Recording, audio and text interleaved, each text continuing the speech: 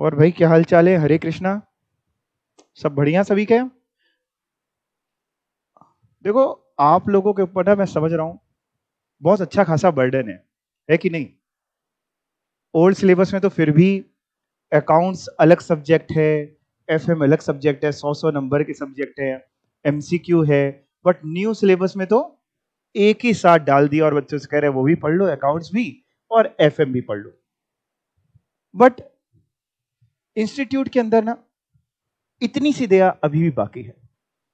Institute ने ना कुछ एक आधे चैप्टर ऐसे डाले हुए हैं जिसमें वो आपको ना फ्री फंड के नंबर देने वाला है, जिसमें से एक चैप्टर ये है, इंट्रोडक्शन टू अकाउंटिंग। ओल्ड में भी है, न्यू में भी है।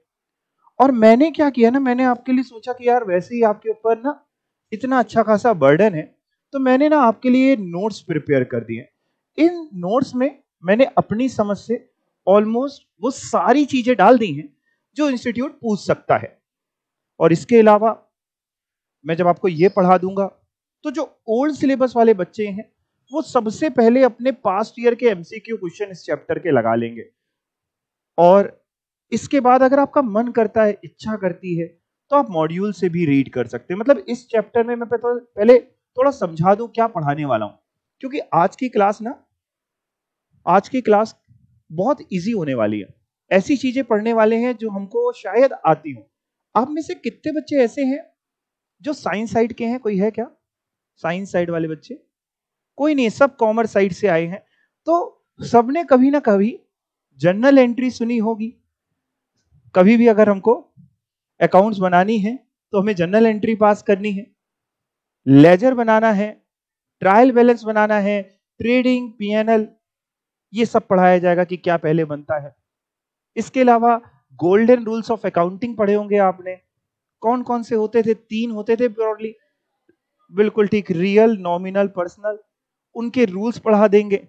यानी बात कहें तो बड़े इजी सा चैप्टर है। और एग्जाम में ना एक आधा क्वेश्चन न्यू सिलेबस वाले मान के चलिए कि इस चैप्टर से आपको मिलेगा।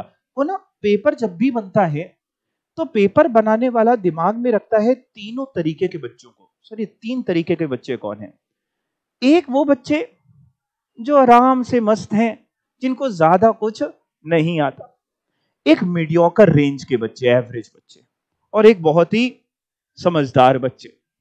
तो जब भी क्वेश्चन बनता है ना, क्वेश्चन पेपर, तो ऐसा नहीं होता कि पूरे पेपर में 100 मार्क्स का पेपर बिल्कुल टफ बना दें। ना ही कभी ऐसा होता है कि 100 मार्क्स का पेपर बिल्कुल इजी बनाया जाए। तो वो किया क्या जाता है, उसमें तीनों तरीके के क्वेश्चंस डाले जाते हैं। कुछ इजी क्वेश्चंस डाले जाते हैं, कुछ मॉडरेट क्वेश्चंस डाले जाते हैं, और कुछ थोड़े से टफ क्वेश्चन डाले जाते हैं। आपकी बात करूं, आपको तीनों तरीके के आते हैं। रीजन मीइंग अभी अपने ने जो चैप्टर्स कवर किए उसमें अपने ने हर तरीके का क्वेश्चन किया।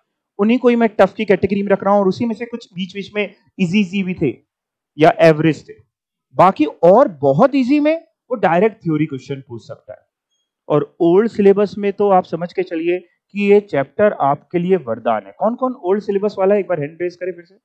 ओके, आप मानिए ये जो चैप्टर है ना, ये आपके लिए वरदान लेके आया है। क्योंकि आपसे पूछ लेगा कि भैया जर्नल एंट्री के बाद क्या बनाया जाता है, 4 ऑप्शन दे देगा। हाँ, आप बता देंगे क्या बनाया जाता है, लेजर बनाया जाता है। तो इस तरीके से ये चैप्टर है। शुरुआत करते हैं, अभी आपको नोट्स भी मिल जाएंगे। इंट्रोडक्शन टू अकाउंटिंग या इंट्रोडक्शन टू फाइनेंशियल अकाउंटिंग भी आप इसको बोल सकते हैं। जिसमें कहां से शुरू करना है? सबसे पहली चीज कि क्या क्या डिफरेंट फॉर्म्स होते हैं बिजनेस एंटिटी के। मतलब अगर आपको बड़े होके बिजनेस खोलना है तो क्या क्या डिफरेंट फॉर्म्स हैं। शायद आपने कभी नहीं सुना होगा। सुना है? अच्छा ठीक है। तो कौन कौन से डिफरेंट फॉर्म्स हैं? एक हो सकता है सोल प्रोप्राइटरशिप। सोल प्रोप्राइटरशिप का मतलब जहां पे बिल्कुल ठीक है, सिंगल ओनर, इकलौता ओनर, अपना कोई भी तरीके का काम आप कर रहे हैं। मे बी सीएस बनने के बाद आप खुद की प्रैक्टिस कर रहे हैं। अच्छा, खुद की प्रैक्टिस करेंगे। अभी मैं नोट्स दूंगा, बुक बंद कर दो, बुक बंद कर दो, बंद कर दो। मैं इसके नोट्स दूंगा, ठीक है ना? अभी सिर्फ इधर देखो, ये मैं आपको दे दूंगा, ठीक है? तो खुद का काम अगर आप करेंगे, लेट्स से अगर आप प्रैक्टिस करेंगे, तो या तो आप अकेले कर रहे होंगे, यानी सोल प्रोप्राइटरशिप में कर रहे होंगे, या फिर हो सकता है आप और आपके 2-3 जानने वाले मिल करके सीएस जो हैं वो एक पार्टनरशिप फर्म बना लें या मे बी एलएलपी बना लें, ठीक है ना? तो सोल प्रोप्राइटरशिप का मतलब आप बिल्कुल सही जान रहे हैं, जहां सिंगल ओनर है यानी उसी का जो पैन नंबर है उसी से व्यापार चल रहा है, ठीक है। दूसरा हो सकता है पार्टनरशिप, जहां पे 2 या 2 से ज्यादा लोग मिल करके कोई काम कर रहे हैं, बिजनेस मोटिव में आपका मतलब बिजनेस है और प्रॉफिट मोटिव आपका है। कॉरपोरेशन क्या होती है? कंपनी फॉर्म, कंपनी लॉ के आप जानकार हैं। बाकी कोऑपरेटिव में कोऑपरेटिव सोसाइटीज वगैरह आपने सुनी हुई हैं, may be for profit motive भी हो सकता है, नॉट फॉर प्रॉफिट भी हो सकता है। और ये क्या है, आजकल ये बड़ा चलता है, फ्रेंचाइजी। आजकल आपने देखा होगा लोग फ्रेंचाइजी बिजनेस, फ्रेंचाइजी मॉडल बहुत ले लेते हैं। मान लीजिए हमको कोई प्री स्कूल खोलना है, अब प्री स्कूल हमको खोलना है तो हो सकता है हम अपने नाम से कोई एक नया नाम ले आए उससे खोलें, बट हमें पता है कि नए नाम से खोलेंगे तो जल्दी फुटफॉल नहीं आएगी, जल्दी उतनी तेजी में एडमिशन्स नहीं आएंगे। तो हो सकता है हम किसी का एक रिनाउंड नाम की फ्रेंचाइजी ले लें। हमने डीपीएस की फ्रेंचाइजी ले ली, लेट्स से। तो इस तरीके से क्या होगा कि लोगों को लगेगा कि हाँ यार ये वाला इतना अच्छा स्कूल यहाँ खुल गया है, जीडी गोइंका की फ्रेंचाइजी ले ली, तो लोग आने लगेंगे। बहुत सारे आज की तारीख में तो फ्रेंचाइजी मॉडल हो सकते हैं। तो ये अलग अलग फॉर्म्स ऑफ बिजनेस एंटिटी है। अच्छा, अगर इस पे एक एक लाइन लिखने को होगी, आप लिख लोगे ना, है ना? आप चाहो तो एक बार ना घर पे जब भी आपको नींद नहीं आ रही हो, कई बार ऐसा होता है ना कि दिमाग में कुछ ख्याल आ रहे हैं, नींद नहीं आ रही, नॉवल वॉवल पढ़ने की आदत है आपको, तो इसको आप बिल्कुल अपनी नॉवल समझिए, लेके बैठ गए अपना, आप एक पेज नहीं पढ़ पाएंगे, नींद आ जाएगी। होता है आपके साथ? बुक जब बुक खोलते उसी समय नींद आती। अच्छा, अभी रील्स देखने बैठ जाए, कब 3-4 घंटे निकल जाएंगे पता नहीं चलता। खैर, अब बात करते हैं अकाउंटिंग क्या है। हो सकता है ये डेफिनेशन किसी बच्चे को बिल्कुल रटी भी हुई हो, क्योंकि ये बिल्कुल छोटे से सिखाई जाती है रटी है सभी को ना, सभी आपने कहा आप ज्यादातर कॉमर्स साइड के ही हैं। तो अकाउंटिंग क्या है? Accounting is the art of recording, classifying and summarising. अच्छा, ये रिकॉर्डिंग है कि क्राइम, चलते ध्यान से चलते, रिकॉर्डिंग बोले तो जर्नल एंट्री करना, और उससे भी पहले जैसे जो इवेंट हुआ है पहले उसको रिकॉर्ड करना कि हमने क्या इवेंट किया। लेट्स से हमने रॉ मटेरियल खरीदा है तो वो एक इवेंट, फिर उसको रिकॉर्ड करना, बिल्कुल आपने देखा जर्नल एंट्री करना। फिर उसके बाद क्लासिफाइंग क्या है, उसको लेजर्स बनाना। क्योंकि देखिए है क्या ना, सपोज करिए हमने ना राम से गुड्स खरीदे, और हम राम से अक्सर बड़ा फ्रीक्वेंटली गुड्स खरीदते रहते हैं। अब पूरे साल में हमने राम से कई बार गुड्स खरीदे होंगे। अगर हम ये जानना चाहें कि हमने पूरे साल में राम से कितने रुपए के गुड्स खरीदे, तो इसका एक तरीका तो ये हो सकता है, जो बड़ा हेक्टिक तरीका है, कि हमने पूरे साल में जितनी बार राम से गुड्स खरीदे उन सारी जर्नल एंट्रीज को देख के आए और उनका टोटल करके आए। जब जब राम से हमने गुड्स खरीदे, हमने purchase account debit to Ram's account किया, वो एक बार देख करके आए। लेकिन हो सकता है कि वो 30, 40, 50, 60 एंट्री हो, टाइम टेकिंग टास्क है। और वहीं दूसरा काम क्या है, हमने राम्स का लेजर बनाया हुआ होगा, और हम उस लेजर में जाएंगे और हमें उसमें एक फाइनल फिगर, एक टोटल फिगर दिख रही होगी, एक बैलेंस दिख रहा होगा। हमें उसमें से जल्दी पता चल जाएगा कि राम से हमने कितने रुपए के गुड्स खरीदे, या आपने एडवर्टीजमेंट पे कितना कितना खर्चा किया। अब साल में कई बार आप एडवर्टीजमेंट कराते हैं, अलग अलग मोड्स पे कराते हैं, उसका टोटल आपको जानना है, आप एडवर्टीजमेंट का लेजर देख लीजिए। तो इसलिए सबसे पहले जर्नल एंट्री हुई, फिर उसको क्लासिफाई किया गया लेजर में, देन उसके बाद उसको समराइज किया गया। सर समराइज से बोले तो बैलेंस शीट वगैरह, फाइनेंशियल स्टेटमेंट्स बनाई। देखिए, जब भी एक स्टेक होल्डर, एक पोटेंशियल इन्वेस्टर आपकी ऑर्गेनाइजेशन के बारे में जानना चाहेगा, तो अब उसके पास इतना समय नहीं है कि वो पूरी जर्नल एंट्रीज या पूरे लेजर्स देखे। तो वो एक समराइज रिजल्ट देखना चाहता है, वो प्रॉफिट एंड लॉस, कितना प्रॉफिट हुआ, बैलेंस शीट में क्या एसेट्स की पोजीशन है, क्या लायबिलिटीज की पोजीशन है, लास्ट ईयर क्या थी, और उससे वो कहीं ना कहीं एक जजमेंट बना लेता है कि कंपनी ग्रोइंग फेज में है, ग्रोथ फेज में है, कि डिक्लाइनिंग फेज में है, हमें इन्वेस्ट करना चाहिए कि नहीं करना चाहिए। तो अकाउंटिंग क्या है? आर्ट है। एक बात आपको और बताएं, आज की तारीख में एग्जाम भी आप जो देने जाएंगे, ये साइंस है कि आर्ट है? वैसे तो दोनों है, ये हर जगह पे छोटे से आप इतनी चीज सीख गए, लेकिन ज्यादा क्या है आपको पता है? ज्यादा आर्ट है। आज की तारीख में हर एक चीज ज्यादा आर्ट है, मतलब आना चाहिए वो आपकी साइंस है, बट उसी चीज को कैसे आपको प्रेजेंट करना है अपनी बातों को, वो है आपके लिए आर्ट। ठीक है, तो अकाउंटिंग आर्ट है, कला है रिकॉर्ड करने की, क्लासिफाई करने की, summarise in a significant manner and in terms of money. That means वो ट्रांजेक्शंस, वो इवेंट्स जिनको हम मनी के फॉर्म में रिकॉग्नाइज नहीं कर सकते, जिनको हम मनी के फॉर्म में रिकॉग्नाइज नहीं कर सकते, वो अकाउंटिंग में नहीं आते। मान लीजिए कंपनी के डायरेक्टर गुजर गए, मेन मालिक गुजर गए, अब कंपनी तो आपने पढ़ा है चलती रहेगी, क्या आप इसकी एंट्री करेंगे? मर गए, अकाउंट डेबिट टू चले गए? नहीं, जाहिर सी बात है, दो एम्प्लॉइज में राम और श्याम में लड़ाई हो गई, एक ने दूसरे को घूसा मार दिया, जनरल एंट्री नहीं हो सकती। तो कह रहे हैं हम उनकी करने वाले हैं in a significant manner and in terms of money transaction and events. कौन से? Which are in part at least, कम से कम कौन से हो? फाइनेंशियल कैरेक्टर के हो, और फिर उसके रिजल्ट्स को इंटरप्रेट करते हैं, वही प्रॉफिट हुए कि लॉस हुए।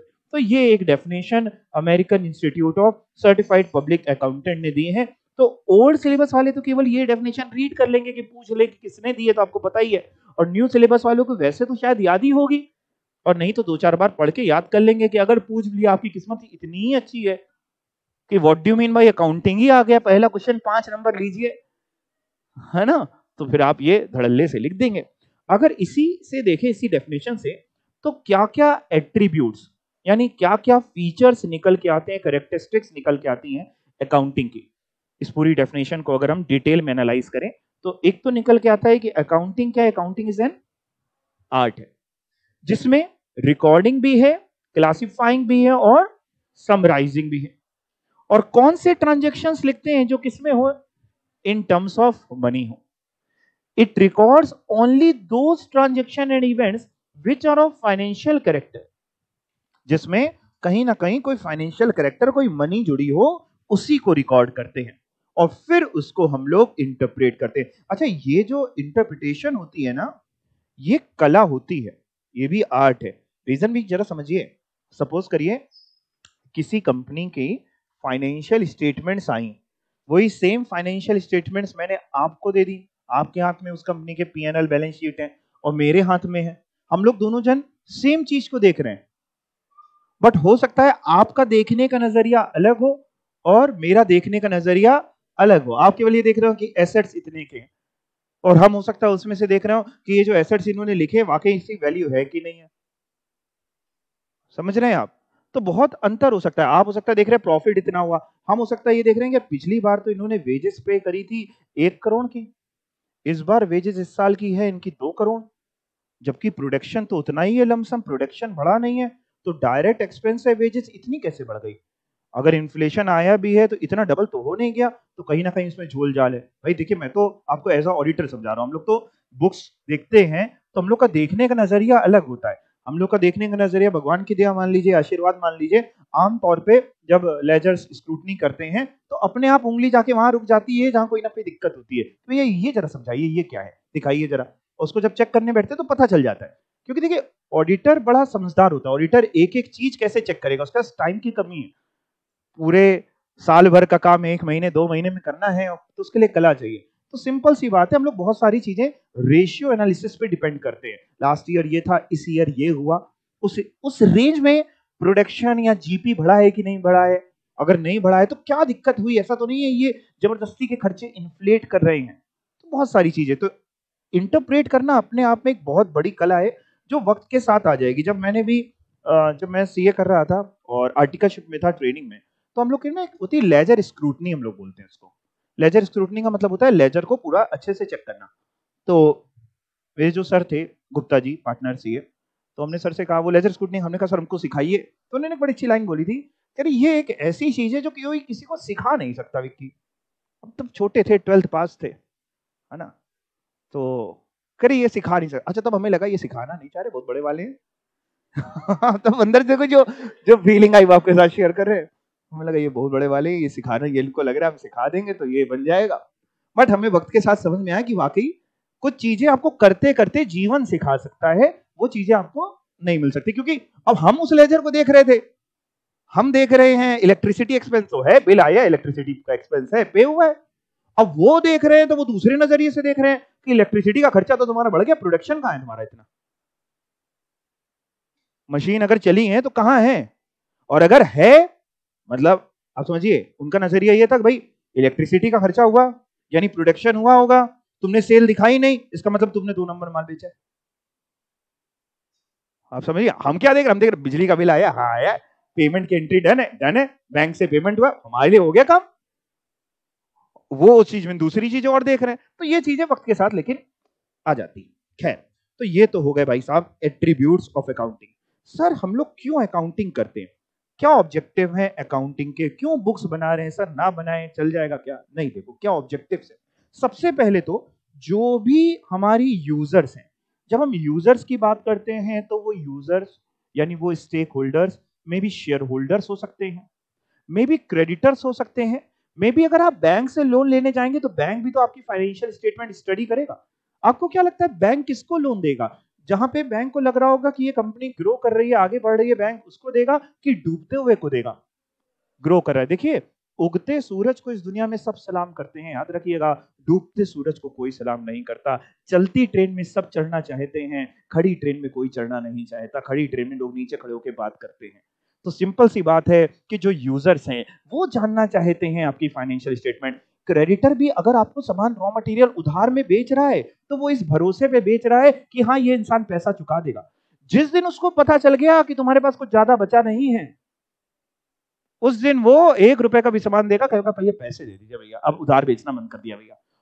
होता है, कई बार आपके साथ भी होता होगा, आप शॉप में जाते होंगे, आसपास के घर की शॉप होगी अगर, और अगर आप पैसे लेकर के गए, अब तो वैसे ऑनलाइन का जमाना है, लेकिन अगर तब भी आप पैसे लेकर के गए हैं और कभी कदा होता है कि कुछ पैसे कम पड़ गए, तो हो सकता है शॉपकीपर आपसे कहता अरे ले जाओ बेटा ले जाओ, तुम्हें क्या दिक्कत है, बाद में दे देना। वो मालूम है क्यों आपसे ये कह रहा है? उसको ये अंदर ही अंदर एक कॉन्फिडेंस है आपके ऊपर कि ये बंदा अपने आप ही आकर के भी 5-10 मिनट में घर से ले जाएगा, अंकल अंकल ये लो पैसे, वो दे जाएगा। और वहीं पे अगर वो जानता है कि ये शातिर बंदा है, कोई दूसरा आया उसके बाद 2 रुपए भी कम है, नहीं अभी नहीं दे सकते, तो वो भी बिजनेसमैन है, वो जानता है कि भाई हमें किसको देना है किसको नहीं देना है। तो एक तो जो यूजर्स हैं उनको कहीं ना कहीं आपके बारे में जानना है, अकाउंटिंग से ही जान सकते हैं, providing information to the user, ताकि वो रेशनल डिसीजन मेकिंग कर सके। रेशनल मतलब सोच समझ के सही डिसीजन ले सके कि हमें पैसा लगाना है कि नहीं लगाना है। दूसरा, एक सिस्टमैटिक रिकॉर्डिंग हो जाती है, हमारे सारे ट्रांजेक्शन की एक सिस्टम से सारी चीजें रिकॉर्ड हो रही हैं। Ascertainment of results of our transaction, यानी उन ट्रांजेक्शन से क्या रिजल्ट आया, और हमारी हमको फाइनेंशियल पोजीशन पता चल जाती है, मतलब रिजल्ट क्या आया यानी नेट प्रॉफिट हुआ कि नेट लॉस हुआ। फाइनेंशियल पोजीशन मतलब बैलेंस शीट से आपको अपनी एसेट्स लायबिलिटी पता चल जाती है, और आपको अपनी सॉल्वेंसी पोजीशन पता चल जाती है कि आप कितने सॉल्वेंट हैं कि नहीं हैं। ठीक है, छोटे जब आप रहे होंगे तो कई बार ये आया होगा कि what is the difference between book keeping and accountancy, और हो सकता है कि आपसे भी यहां पे पूछ ले। तो मैंने देखो यहां पे मैंने क्या लिखा हुआ है मैं आपको बताऊं, मैंने लिखा है बड़ा सिंपल सा, पहले ये पढ़ो। बुक कीपिंग और अकाउंटिंग का डिफरेंस आपने एक बार मॉड्यूल से पढ़ना है, बाकी मैं थोड़ा सा आपको समझा देता हूं। बुक कीपिंग और अकाउंटिंग में अंतर क्या है मोटा मोटा। देखो बुक कीपिंग क्या होता है ना, एक रूटीन नेचर का काम होता है, जिसमें आपने क्लरिकल काम बोल लो, आपने एक बंदे को बता दिया, जैसे फॉर एग्जांपल हम गुड्स परचेज करते हैं, गुड्स आते हैं, है ना, गुड्स जब आए तो उसके साथ बिल आता है, इनवॉइस आती है। हमने एक बंदे को समझा दिया कि भैया गुड्स आएंगे बिल आएंगे, तुम्हें करना क्या है, तुम्हें बिल से गुड्स मिला लेने हैं। मतलब अगर हम जैसे पेन खरीदते हैं तो उसमें बिल में लिखे हैं कि 100 पेन आए, तो तुम चेक कर लेना कि 100 पेन आए हैं कि नहीं आए। ऐसा तो नहीं बिल 100 पेन का आ गया, पेन आए हैं केवल 90, पेमेंट 100 का हो रहा है तो हमारा तो नुकसान हो जाएगा। तो एक रूटीन नेचर का काम हमने उसको समझा दिया, उसके लिए ज्यादा क्वालिफाइड बंदे की जरूरत नहीं होती, ठीक ठाक बंदे की जरूरत होती है, तो उसको 2-4 बार करके दिखा दिया, उसके बाद वो करने लगता है, ये ऐसे होता है। आप समझे? जैसे आज की तारीख में आप या कोई भी इंसान कभी डॉक्टर के पास जाता है, तो अब डॉक्टर वगैरह आमतौर पे आपने अगर कभी नोटिस किया हो तो बीपी वगैरह शुगर वगैरह ये खुद नहीं नापते, कुछ डॉक्टर्स नापते हैं, लेकिन पहले के समय पे, पहले 15-20 साल पहले सारे डॉक्टर अपने हाथ से नापते थे। अब क्या है, अब डॉक्टर के पास अगर आप गए, अच्छा डॉक्टर है, तो उसका जो बाहर कंपाउंडर या नर्स बैठी होती है, पहले वो कहती है इसमें चढ़े खड़े हो जाओ वेट मशीन में, आप वेट मशीन में खड़े हो गए, फिर वेट मशीन से आवाज आती है कृपया एक एक करके खड़े हुए, आपका वजन आया 90 किलो, वो लिख देगी, बीपी नापो, तो बीपी वो ऐसे नाप लेगी, नहीं नाप पाती तो ऑटोमेटिक मशीन आती है जिसमें वो दिख जाता है ना, शुगर नाप लेगी, सब कुछ, बुखार है क्या, लो थर्मोमीटर लगा लो, सब कुछ नाप लिया उसने, लिख करके जब आपका नंबर आया तो अंदर उसने वो पर्चा पहुंचा दिया। तो डॉक्टर साहब का टाइम बच रहा है, डॉक्टर साहब के टाइम की इंपॉर्टेंस है, वो हर 2-2 मिनट के 2-2 हजार ले रहे हैं। तो वो क्या है, एक रूटीन नेचर का काम है। आपको क्या लगता है उसके लिए जो बाहर सामने वाला बंदा बैठा है वो डॉक्टर की डिग्री लिए बैठा है, उसके थोड़ा बहुत चीजें समझा दी गई, भाई काम हो गया। दवाई थोड़ी ना दे रहा है वो आपके, अब बुखार आ गया 104, तो डॉक्टर को बता देगा, डॉक्टर कहेगा कि हम भैया मरने वाले हो, वो नहीं कहेगा कुछ, ठीक है। तो भाई यही है बुक कीपिंग। पढ़ के देखते हैं बुक कीपिंग के बारे में। देखो अकाउंटेंसी के बारे में मैंने ऊपर ही लिखा हुआ है, इसलिए मैंने बुक कीपिंग यहां लिख दिया।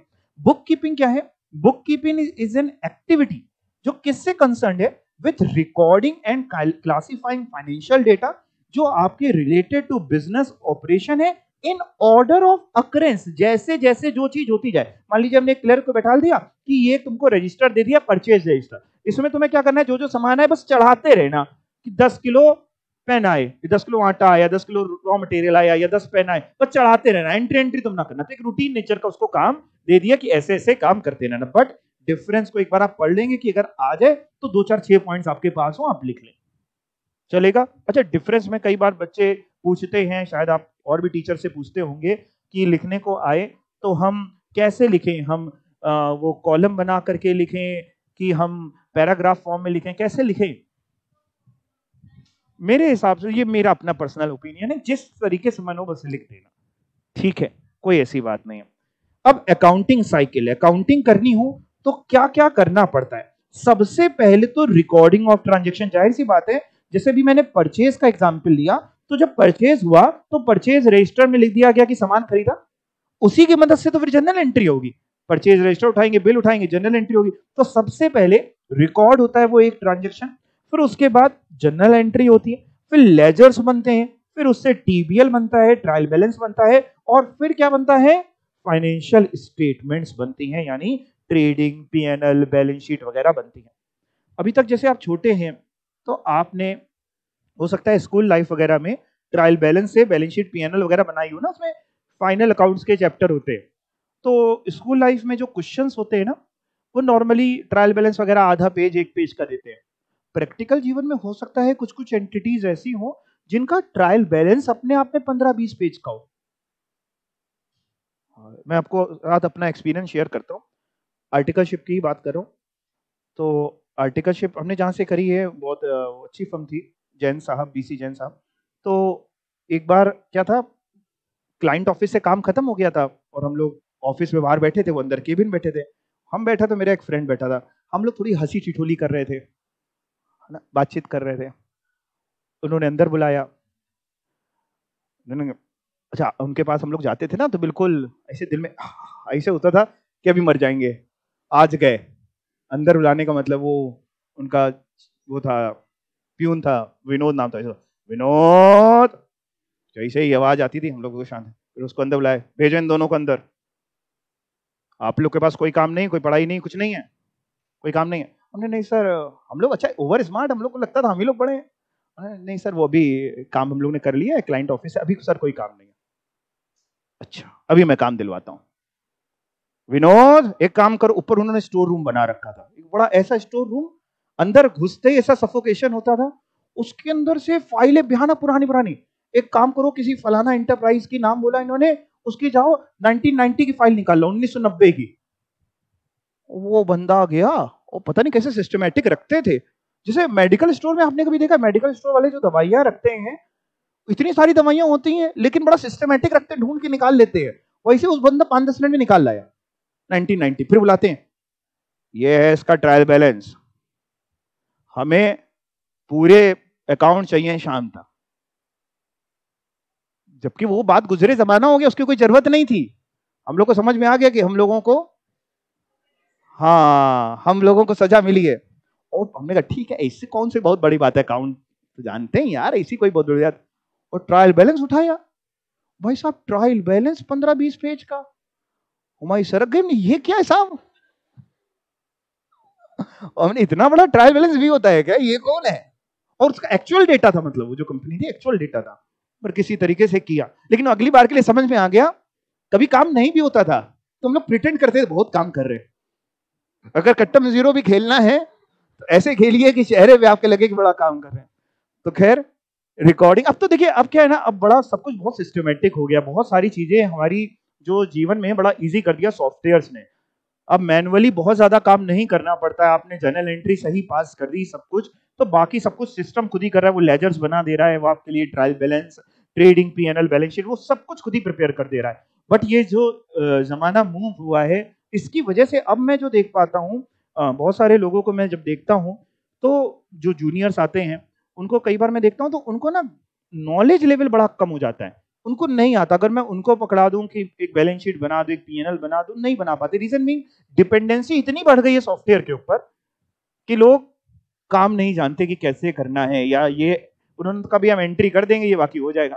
तो खैर आपको भी कोई टेंशन की बात नहीं है, आपको केवल एग्जाम के लिए याद करना है क्या क्या, रिकॉर्डिंग, फिर उसके बाद ये ऑर्डर में याद करना, रिकॉर्डिंग, उसके बाद क्या काम, जर्नल, उसके बाद लेजर, ट्रायल बैलेंस और फाइनेंशियल स्टेटमेंट। ठीक है जी, ये तो हो गई हमारी अकाउंटिंग साइकिल। अब बात आती है कुछ ऐसे अकाउंटिंग के टर्म्स जिनके बारे में आपको नॉलेज होनी चाहिए और हो सकता है आपने सुने भी हो। तो हम लोग कई बार टर्म यूज करते हैं, और अभी किया भी था ट्रांजैक्शन। हमने बताया था ना कि वो ट्रांजैक्शन, वो इवेंट विच आर एटलीस्ट कौन से कैरेक्टर में हो, फाइनेंशियल कैरेक्टर में हो। तो ट्रांजैक्शन का क्या मतलब है, आइए ध्यान से पढ़ते हैं। इट मींस एन इवेंट, कोई इवेंट या कोई बिजनेस एक्टिविटी जिसमें हुआ क्या sir, which involves exchange of money और money's worth between parties. Exchange of money और मनीज वर्थ मतलब हमने आपको गुड्स दिए, आपने बदले में हमको पैसे दिए, ये एक ट्रांजैक्शन है। तो ट्रांजैक्शन मींस कोई भी इवेंट, कोई भी बिजनेस एक्टिविटी जिसमें मनी का आदान प्रदान हुआ है। The event can be measured in terms of money and changes the financial position of a entity. जाहिर सी बात है, आप जैसे मान लीजिए गुड्स खरीदते हैं उधार में, तो वो इन टर्म्स ऑफ मनी है, और उधार में खरीदे तो क्रेडिटर्स बढ़ेंगे, यानी आपकी फाइनेंशियल पोजीशन चेंज होगी, लायबिलिटी चेंज हो जाएगी, लायबिलिटी बढ़ जाएगी। तो and changes the financial position of a entity. For example purchase of goods, goods खरीदे, would involve receiving material, material आपने रिसीव किया, एंड मेकिंग पेमेंट, या तो पैसा दिया होगा, नगद खरीदे होंगे, या फिर उधार में खरीदे होंगे, तो क्या होगा, creating an obligation to pay to the supplier at a future date. एक ऑब्लिगेशन, एक लायबिलिटी ले आए कि हाँ हमें भविष्य में देना, जिसको आप क्रेडिटर बोलते हैं, एक लायबिलिटी ले आए। वो ट्रांजैक्शन या तो कैश ट्रांजैक्शन भी हो सकता है या क्रेडिट ट्रांजैक्शन। वैसे हम लोग जो अकाउंटिंग करते हैं, बेसिकली आपको छोटे में समझाया गया था और आज भी वही है कि दो तरीके के अकाउंटिंग करने के तरीके होते हैं, एक कैश बेसिस ऑफ अकाउंटिंग और एक एक्रूवल बेसिस ऑफ अकाउंटिंग। तो ज्यादा अच्छा जो माना जाता है वो एक्रूवल बेसिस ऑफ अकाउंटिंग को माना जाता है। कैश बेसिस ऑफ अकाउंटिंग क्या होता है, कैश बेसिस ऑफ अकाउंटिंग में कोई भी जर्नल एंट्री तभी होगी जब वाकई पेमेंट मिलेगा या पेमेंट करेंगे, कैश में अगर ट्रांजैक्शन होगा। दैट मींस आज हमने माल उधार में बेचा और हम cash basis of accounting follow कर रहे हैं, तो जर्नल एंट्री नहीं होती। जब पैसा मिलेगा तब उसकी एंट्री होगी। लेकिन एक्रूवल बेसिस ऑफ अकाउंटिंग क्या करता है, एक्रूवल बेसिस कहता है साहब कि आपको ड्यू बेसिस में करना। अगर आज आपने नगद माल बेचा तो भी एंट्री करो, उधार में माल बेचा तो भी एंट्री करो ना सर। क्यों भैया, एक्रूवल बेसिस अच्छा है कि कैश बेसिस, क्या लगता है आपको? Accrual basis. क्यों एक्रूवल अच्छा है? देखिए एक्रूवल बेसिस में हम सारे ट्रांजैक्शंस रिकॉर्ड कर रहे हैं, भले उधार में बेचा तो भी रिकॉर्ड कर रहे हैं, तो हमें कम से कम याद तो रहेगा कि हमने ये इतने का बेचा है, पैसा लेना तो याद रहेगा। कैश बेसिस में तो आज हम रिकॉर्ड ही नहीं कर रहे, जनरल एंट्री ही नहीं कर रहे, हो सकता है हम भूल जाए, या हो सकता है जब कोई यूजर देखे उसको तो उसको लगे कैश बेसिस में देख करके कि इनके यहाँ केवल इस साल 50 लाख का सामान बेचा गया, जबकि हो सकता है 50 लाख का तो नगद था, 30 लाख का उधार बेचा गया, टोटल 80 लाख की सेल थी। एक्रूवल आपको सही पोजीशन दिखा देता है। दूसरा तरीका, एक तो ये, दूसरा सुनो, दूसरा इसी को उल्टा कर दें, हो सकता है कैश बेसिस ऑफ अकाउंटिंग जब हमने देखी तो हमने दिख रहा है अच्छा इनके यहाँ इस साल 1 करोड़ रुपए सेल से आया है, जबकि एक्चुअल ये था कि 1 करोड़ में 90 लाख रुपए पिछले साल की सेल का था जो इस साल मिला था, और इस साल केवल 10 लाख की सेल हुई। तो हो सकता है यूजर को लगे कैश बेसिस ऑफ अकाउंटिंग देख के कि बहुत अच्छी एंटरप्राइज है, 1 करोड़ आए सेल से। एक्रूवल देखेगा तो उसको पता चल जाएगा नहीं यार सेल तो केवल 10 ही लाख की है, बाकी 90 लाख के तो लास्ट ईयर के डेटर्स जो थे वो रियलाइज हुए, इसलिए एक्रूवल को हम लोग ज्यादा अच्छा मानते हैं। तो जब हम ट्रांजैक्शन की बात करें तो हम यानी दोनों ट्रांजैक्शन की बात करें, कैश ट्रांजैक्शन, क्रेडिट ट्रांजैक्शन। और ट्रांजैक्शन क्या हुआ, एक इवेंट या एक बिजनेस एक्टिविटी जिसमें मनी या मनी वर्थ आपस में आदान प्रदान हो रही है। सर ये इवेंट क्या होगा? वैसे तो इवेंट आप जानते हैं, लेकिन तब भी अगर अपने को पढ़ना हो तो एक लाइन में इसको ऐसे पढ़ सकते हैं, event can be understood as final outcome क्या हुआ उस बिजनेस एक्टिविटी का। सपोज करिए हमने किसी से बात करी कि हम तुमसे रॉ मटेरियल खरीदेंगे, मान लीजिए हम पेन बनाते हैं, हमने किसी से बात करी इंक खरीदने के लिए, हमारे और उसके बीच में सारे टर्म्स एंड कंडीशंस क्लियर हो गए कि हम आपसे इंक खरीदेंगे और आप हमको लेट से 10 रुपीज लीटर इंक बेचेंगे। आज जब हमने उससे बात करी, क्या आज हम जर्नल एंट्री पास करेंगे? आज जब हमारे उसके बीच में एग्रीमेंट हो गया, कॉन्ट्रैक्ट हो गया कि हम खरीदेंगे, आज जर्नल एंट्री नहीं करेंगे। कब करेंगे? फिर जब इवेंट होगा, फाइनल आउटकम, यानी जब खरीदेंगे, जितनी जितनी खरीदते जाएंगे बिल आता जाएगा, एंट्री करते जाएंगे। तो इवेंट क्या है? इवेंट को आप कह सकते हैं फाइनल आउटकम बिजनेस एक्टिविटी का, जो इफेक्ट करता है अकाउंट बैलेंसेस आपके कंपनी के, अगर वो फाइनेंशियल नेचर का। अगर वो फाइनेंशियल नेचर का है ही नहीं तो फिर तो हमारे लिए कोई लेना देना उसका अकाउंटिंग पॉइंट ऑफ व्यू से नहीं है। बिजनेस में बहुत सारे काम ऐसे किए जाते हैं जो फाइनेंशियल नेचर के भी होते हैं और बहुत सारे काम ऐसे किए जाते हैं जो नॉन फाइनेंशियल नेचर के होते हैं। बिजनेस बढ़ाने के लिए तो दोनों काम करने बड़े जरूरी हैं। जैसे बहुत अच्छा एग्जाम्पल है बाबा रामदेव। बाबा रामदेव आज की तारीख में शायद ही कोई ऐसा प्रोडक्ट होगा जो बाबा रामदेव नहीं बनाते होंगे, या ज्यादा सही बोले तो नहीं उसकी मार्केटिंग करते होंगे, है ना। अगर हम जीन्स भी हम बनाएंगे, इको फ्रेंडली जीन्स, पता नहीं पत्तों की बना देंगे या क्या कर देंगे, आई डोंट नो, है ना। पेस्ट भी आप करते हैं तो ये वाला करिए, उसमें केमिकल है मर जाओगे। अच्छा, हमने घर पे बोला तो घर में जो बुजुर्ग थे, अभी तो हम इतने सालों से यही कर रहे थे, अभी तो कुछ हुआ नहीं। अच्छा, हमने ट्राई भी किया तो वो लगा जैसे मिट्टी जैसा कर रहे हैं, है ना, मिट्टी लगती है ना, लेकिन कुछ बहुत लोग करते हैं, ऐसा नहीं, बहुत से लोग करते हैं। अब जरा समझिए उन्होंने क्या किया। उन्होंने सबसे पहले लोगों को योगा सिखाई, आस्था चैनल पे आए, फ्री सेशंस लिए, लोगों के दिमाग में योगा डाली, करने से होगा, है ना।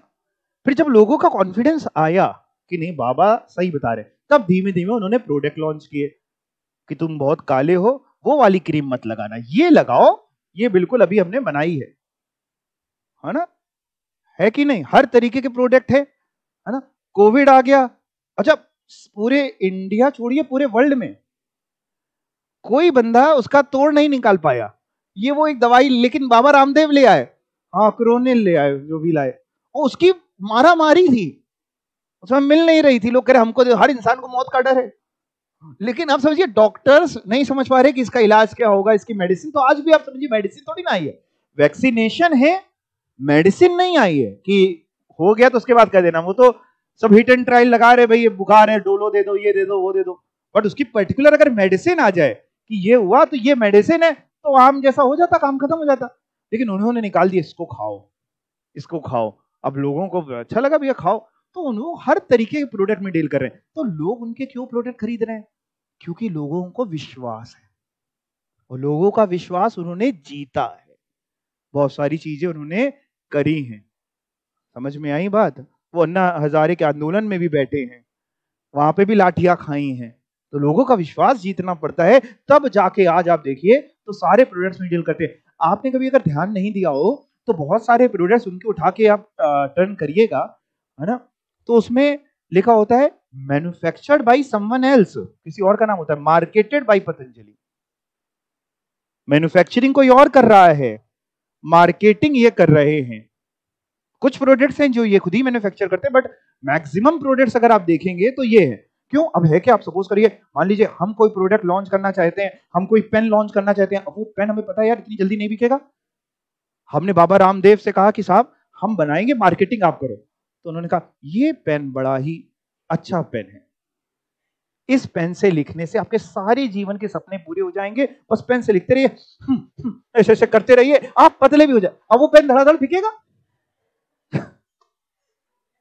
तो इवेंट हम लोग जो अकाउंट से रिकॉर्ड करते हैं वो फाइनेंशियल नेचर के होने चाहिए, लेकिन व्यापार में दोनों करना पड़ता है, आपको फाइनेंशियल भी नॉन फाइनेंशियल भी। चलिए अब मैं आता हूं एक्सपेंडिचर के ऊपर।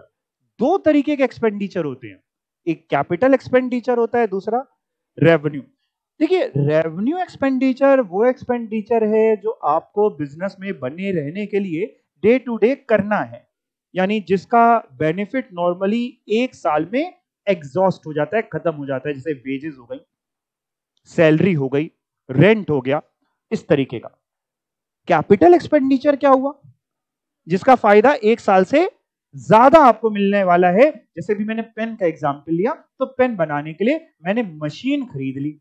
अब मशीन खरीदी, जाहिर सी बात उससे पेन प्रोड्यूस करूंगा, तो वो मशीन जो खरीदी वो मेरे लिए एक फिक्स एसेट है, कैपिटल एक्सपेंडिचर है, जिसको मैं कैपिटलाइज करूंगा और बैलेंस शीट में दिखाऊंगा। हाँ, उसका थोड़ा थोड़ा खर्चा हर साल डेप्रिसिएशन के तौर पे पीएनएल में दिखाता रहूंगा। तो कैपिटल एक्सपेंडिचर, रेवेन्यू एक्सपेंडिचर, पढ़ के देखते हैं कैपिटल एक्सपेंडिचर कौन सा होता है। कैपिटल एक्सपेंडिचर रिप्रेजेंट वो एक्सपेंडिचर जो इंकर्ड किया for the purpose of acquiring fixed asset, may be land, building, machine वगैरह जो आपने खरीदी। कैपिटल एक्सपेंडिचर कहां पे दिखाया जाता है? बैलेंस शीट में। हाँ, उसमें से थोड़ा थोड़ा पार्ट हर साल आप डेप्रिसिएशन के तौर पे दिखाते रहते हैं पीएनएल में। सर रेवेन्यू एक्सपेंडिचर क्या हुआ? जिसका फायदा उसी साल आपको मिलने वाला है, revenue expenditure. This represent expenditure incurred to on revenue of the current period, जो आपने उस साल का प्रॉफिट कमाने के लिए खर्चा किया। The benefit of revenue expenses gets exhausted in the year of occurrence, यानी जिस साल इंकर हुआ उसी साल आपको उसका बेनिफिट मिल जाएगा और उसी साल वो खर्चा खत्म हो जाएगा। फॉर एग्जाम्पल, आपने किसी तरीके का कोई रिपेयर कराया, इंश्योरेंस कराया, एक साल इंश्योरेंस प्रीमियम दिया तो अगले साल फिर देना पड़ेगा प्रीमियम, सैलरी हो गई, वेजेस हो गई, ट्रैवलिंग का खर्चा हो गया, एक्सेट्रा, ये सारे खर्चे कौन से हुए? Revenue expenditure. तो जिसका भी बेनिफिट एक साल के अंदर खत्म होने वाला है, नॉर्मली वो रेवेन्यू, और उससे ज्यादा का वो कैपिटल। वैसे इसमें एक और होता है, एक होता है deferred revenue expenditure. Deferred revenue expenditure क्या होता है? डेफर्ड रेवेन्यू एक्सपेंडिचर सुना है कभी आप लोगों ने? डेफर्ड रेवेन्यू एक्सपेंडिचर क्या होता है कि है वो रेवेन्यू एक्सपेंडिचर, लेकिन वो इतना बड़ा है, जैसे फॉर एग्जांपल हम कोई नया प्रोडक्ट लॉन्च कर रहे हैं, हम कोई नया प्रोडक्ट लॉन्च कर रहे हैं और हमने ना उस प्रोडक्ट का बहुत ऐड किया। जैसे जब नमस्ते इंडिया वालों का मिल्क आया था तो बहुत साल हो गए, तो उन्होंने पूरे शहर भर में होर्डिंग लगवा दी, आ रहा है गाढ़ा मजा, गाढ़ा मजा। पहले ऐसे कर, ये भी ऐड का तरीका होता है कि पहले प्रोडक्ट के नाम नहीं बताते, पहले लोगों को आ रहा है, तो लोगों के दिमाग में एक सस्पेंस, एक कह सकते हैं जानने की, क्या बोल सकते हैं उसको, हाँ, वो कहीं ना कहीं जनरेट करते हैं। उसके बाद फिर वो लेकर के आते कि आया। तो अब भाई साहब, जो खर्चा हुआ भयानक खर्चा हुआ, लेकिन उसका आप एक्सपेंडिचर अगर एक ही साल में बुक कर लेंगे, पूरा पूरा उसी साल दिखा देंगे, तो हो सकता है उस साल के प्रॉफिट्स आपके बहुत कम दिखने लग जाए या लॉसेस में तब्दील हो जाए। हो सकता है स्टेक होल्डर कहे कि ये कंपनी खराब है। तो इसलिए ऐसे खर्चों को, जिसको आपको दिख रहा है कि यार ये तो एक नई प्रोडक्ट लाइन के लिए था, अब इसका फायदा हमें एक साल से ज्यादा मिलने वाला है, ठीक है ना। बहुत सारे ऐसे ब्रांड है, इसी का एग्जांपल लिया घड़ी वालों का ही, तो वो नहीं घड़ी साबुन का आता है, क्या टैग लाइन है आप बताइए घड़ी साबुन का? हाँ देखो, आपको याद है, पहले इस्तेमाल करें फिर विश्वास करें। ये उन्होंने आपको याद कराई है, ऐड दिखा दिखा के दिखा करके अमिताभ बच्चन को ले आए, इसको ले आए, उसको ले आए, तो ये याद कराई है। अब इस पे जो एक्सपेंडिचर हो रहा है, नॉर्मली अगर हर बार इतना इतना करना है तो रेवेन्यू, लेकिन अगर आपको बताया आपने नई प्रोडक्ट लाइन इंट्रोड्यूस करी है और एक से ज्यादा है, तो आप उसको डेफर्ड रेवेन्यू करिए, बैलेंस शीट में ले जाइए और उसका हर साल थोड़ा थोड़ा पार्ट आप राइट ऑफ करते जाइए और पीएनएल में दिखाते जाइए। कोई डाउट है तो पूछ सकते हैं। बिल्कुल, हाँ, रेवेन्यू एक्सपेंडिचर यूजुअली पीएनएल में पूरा उसी साल राइट ऑफ कर देते हैं। डेफर्ड रेवेन्यू में जैसे फॉर एग्जांपल मान लो मेरा खर्चा हुआ 1 करोड़ का, अब हमें लग रहा है यार इसको ना हम 2 साल में राइट ऑफ करना चाहते हैं, तो 1 करोड़ में 50 लाख इस साल पीएनएल में राइट ऑफ कर देंगे, बचा हुआ 50 लाख बैलेंस शीट में दिखा देंगे। अगला साल जो होगा उसमें बचा हुआ 50 लाख राइट ऑफ कर देंगे और अगले साल फिर बैलेंस शीट में नहीं आएगा। तो जितने साल में आप राइट ऑफ करना चाहें, कोशिश हम लोगों की ये रहती है कि राइट ऑफ कर दें, खत्म करें। बट अगर हमें लग रहा है कि नहीं यार वो खर्चा 1 साल से आधा का समय क्या फायदा देने वाला और इस साल कहीं हमने पूरा राइट ऑफ कर दिया तो दिक्कत हो सकती है, तो वो डेफर्ड रेवेन्यू में तब्दील करते हैं। जी, वो एट्रीब्यूट जो थे आप उसको फीचर्स वगैरह कह सकते हैं, बिल्कुल कह सकते हैं। ठीक है, ओके। अब आते हैं डिस्काउंट। 2 तरीके के डिस्काउंट होते हैं, हम इंडियंस जानते हैं, क्योंकि हम इंडियंस कहीं पे भी जाते हैं तो हम लोग क्या मांगते हैं? डिस्काउंट। क्या है, चाहे सुई खरीदने चाहें जाएं, चाहे सब्जी खरीदने चाहें, चाहे कहीं जाएं, हम लोग को डिस्काउंट चाहिए। एक होता है ट्रेड डिस्काउंट और एक होता है कैश डिस्काउंट। दोनों में अंतर वैसे आप जानते होंगे, लेकिन फिर भी हम लोग समझ लेते हैं। देखिए, ट्रेड डिस्काउंट होता है जो हम नेगोशिएशन करके लेते हैं। मान लीजिए आज आप कोचिंग से घर जा रहे थे और आपको एक बीच में लेट से एक शॉप पड़ी रेडीमेड गारमेंट्स की, वहां पे उसने एक ना डमी में एक बहुत अच्छी ड्रेस पहना रखी थी, बहुत अच्छी ड्रेस लगी थी रेड कलर की। अब आपका मन झूल गया, लड़कियों को खुद के लिए खरीदना तो लड़कों को किसी को गिफ्ट करना था। आपने उससे पूछा कितने की, उन्होंने कहा सर ओनली 3500। आपने नहीं 3500 तो बहुत ज्यादा है भैया, कम करो। उसने कहा ठीक है 3400 दे दीजिए। आपने कहा नहीं 3300 से 1 रुपए ज्यादा नहीं देंगे। उसने कहा ठीक है अच्छा ले लीजिए 3300 की। आपने 3300 की ले ली, आपको मिला 200 का डिस्काउंट, आपने 3300 की खरीद ली। अब अगर मान लो आप वो बात किसी को बताओगे कि हम ये लेके आए हैं ड्रेस तुम्हारे लिए, तो क्या बताओगे? आमतौर पे बताना तो ये चाहिए, कह रहे 4000 बताएंगे। लेकिन जब समझ लीजिए ऐसे होते हैं लड़के खरीद के लाते पालिका बाजार से 300 रुपए की, बताते हैं 4। तो खैर वैसे जो बताना चाहिए वो ये बताना चाहिए कि 3300 की मिली 3300। लेकिन वो बात अलग है, हम इंडियंस हैं, हम लोग पंचायत करने में टाइम है जिंदगी में, है ना। तुमको क्या बताए, वो हमको 3500 की दे रहा था, हमने उससे कहा 3400 की दोगे। पहले तो उसने मना किया, हमने 3300 की बोला तो वो कह रहा 3400। हमने कहा नहीं, हम उससे ज्यादा नहीं देंगे, तब हम ला पाए इतने की।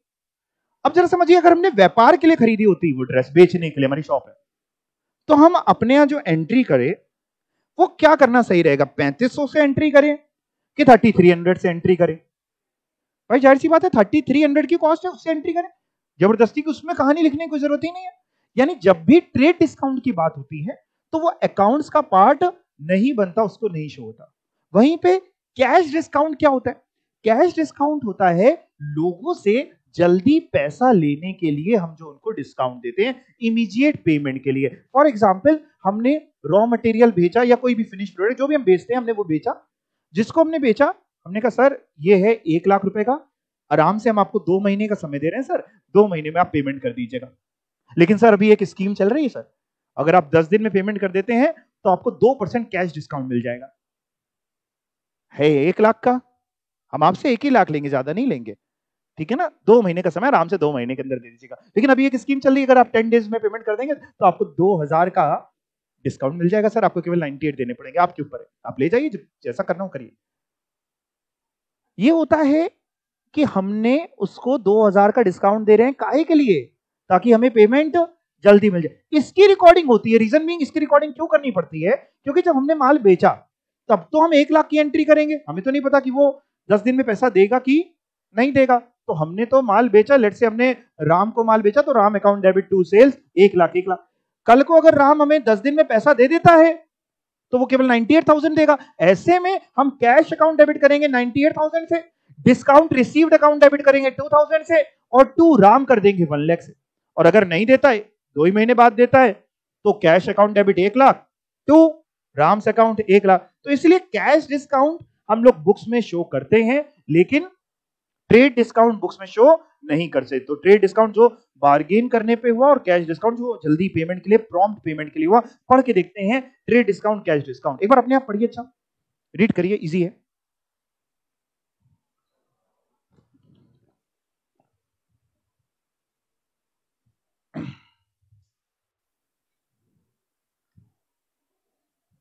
Trade discount, it is the discount जो यूजुअली अलाउड करते हैं होलसेलर, रिटेलर वगैरह को कंप्यूट होता है जो लिस्ट प्राइस पे, इनवॉइस प्राइस पे। तो इसका हिंदी में मतलब हम लोग समझ लें जो नेगोशिएशन हम लोग करते हैं, और इसको हम लोग अकाउंट्स में, बुक्स में नहीं लिखते हैं, इसकी एंट्री नहीं होती ट्रेड डिस्काउंट की। लेकिन कैश डिस्काउंट क्या हुआ sir? It is allowed to encourage prompt payment, जल्दी पेमेंट मिल जाए हमको डेटर से। It has to be recorded in the books of account. उसके बाद एसेट की बात करते हैं। आप जानते हैं कि एक टेंजिबल एसेट होते हैं, वो तो आप सब मतलब जानते हैं, और दूसरे होते हैं इनटेंजिबल एसेट। इनटेंजिबल एसेट वो होते हैं जिनको आप ना देख सकते हैं, ना फील कर सकते हैं, ना टच कर सकते हैं, लेकिन तब भी वो होते हैं। जैसे for example goodwill, patent, trademark, copyright, जो भी आपके आईपीआर वगैरह है, इंटेलेक्चुअल प्रॉपर्टी राइट यानी। तो देखते हैं जरा क्या, the capital asset which have no physical existence and whose value is limited by the, जिसकी वैल्यू कैसे है, कितने हद तक लिमिटेड है, बाय दी राइट, आपके पास जो अधिकार है और जो एंटिसिपेटेड आपको लग रहा है कि हमको बेनिफिट मिलेगा, that possession confers upon the owner are known as intangible asset. यानी वो कैपिटल एसेट जिसकी कोई फिजिकल प्रेजेंस नहीं है, लेकिन जिससे आपको लग रहा है कि भविष्य में हमें कुछ फायदा मिल सकता है, वो है आपकी इंटेंजिबल एसेट। भाई भविष्य में फायदा मिलेगा तभी इंटेंजिबल एसेट। अगर आपको लग रहा है आपके पास गुडविल है, लेकिन आपको लग रहा है भविष्य में इसका कोई फायदा नहीं मिलेगा, हम भी उतना ही कमाएंगे जितना सब कमाते हैं, तो आपको लग रहा है कि गुडविल है, गुडविल है नहीं।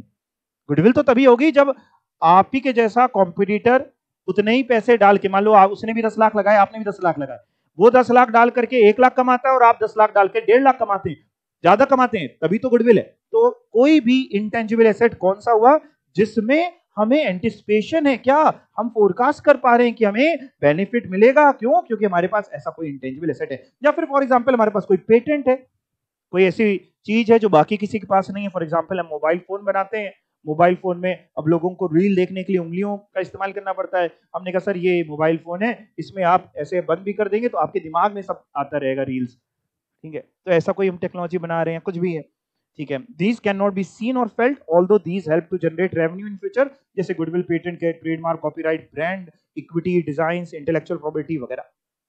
बात करते हैं करंट एसेट। देखिए दो तरीके के एसेट होते हैं, एक करंट एसेट होता है और दूसरा नॉन करंट एसेट होता है।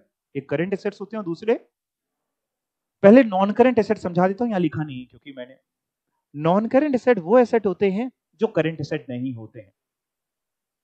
All assets other than current assets are non current asset. तो करंट एसेट्स क्या होते हैं, ये तो आपने नाम तो सुना ही है सभी ने, क्या होते हैं करंट एसेट्स?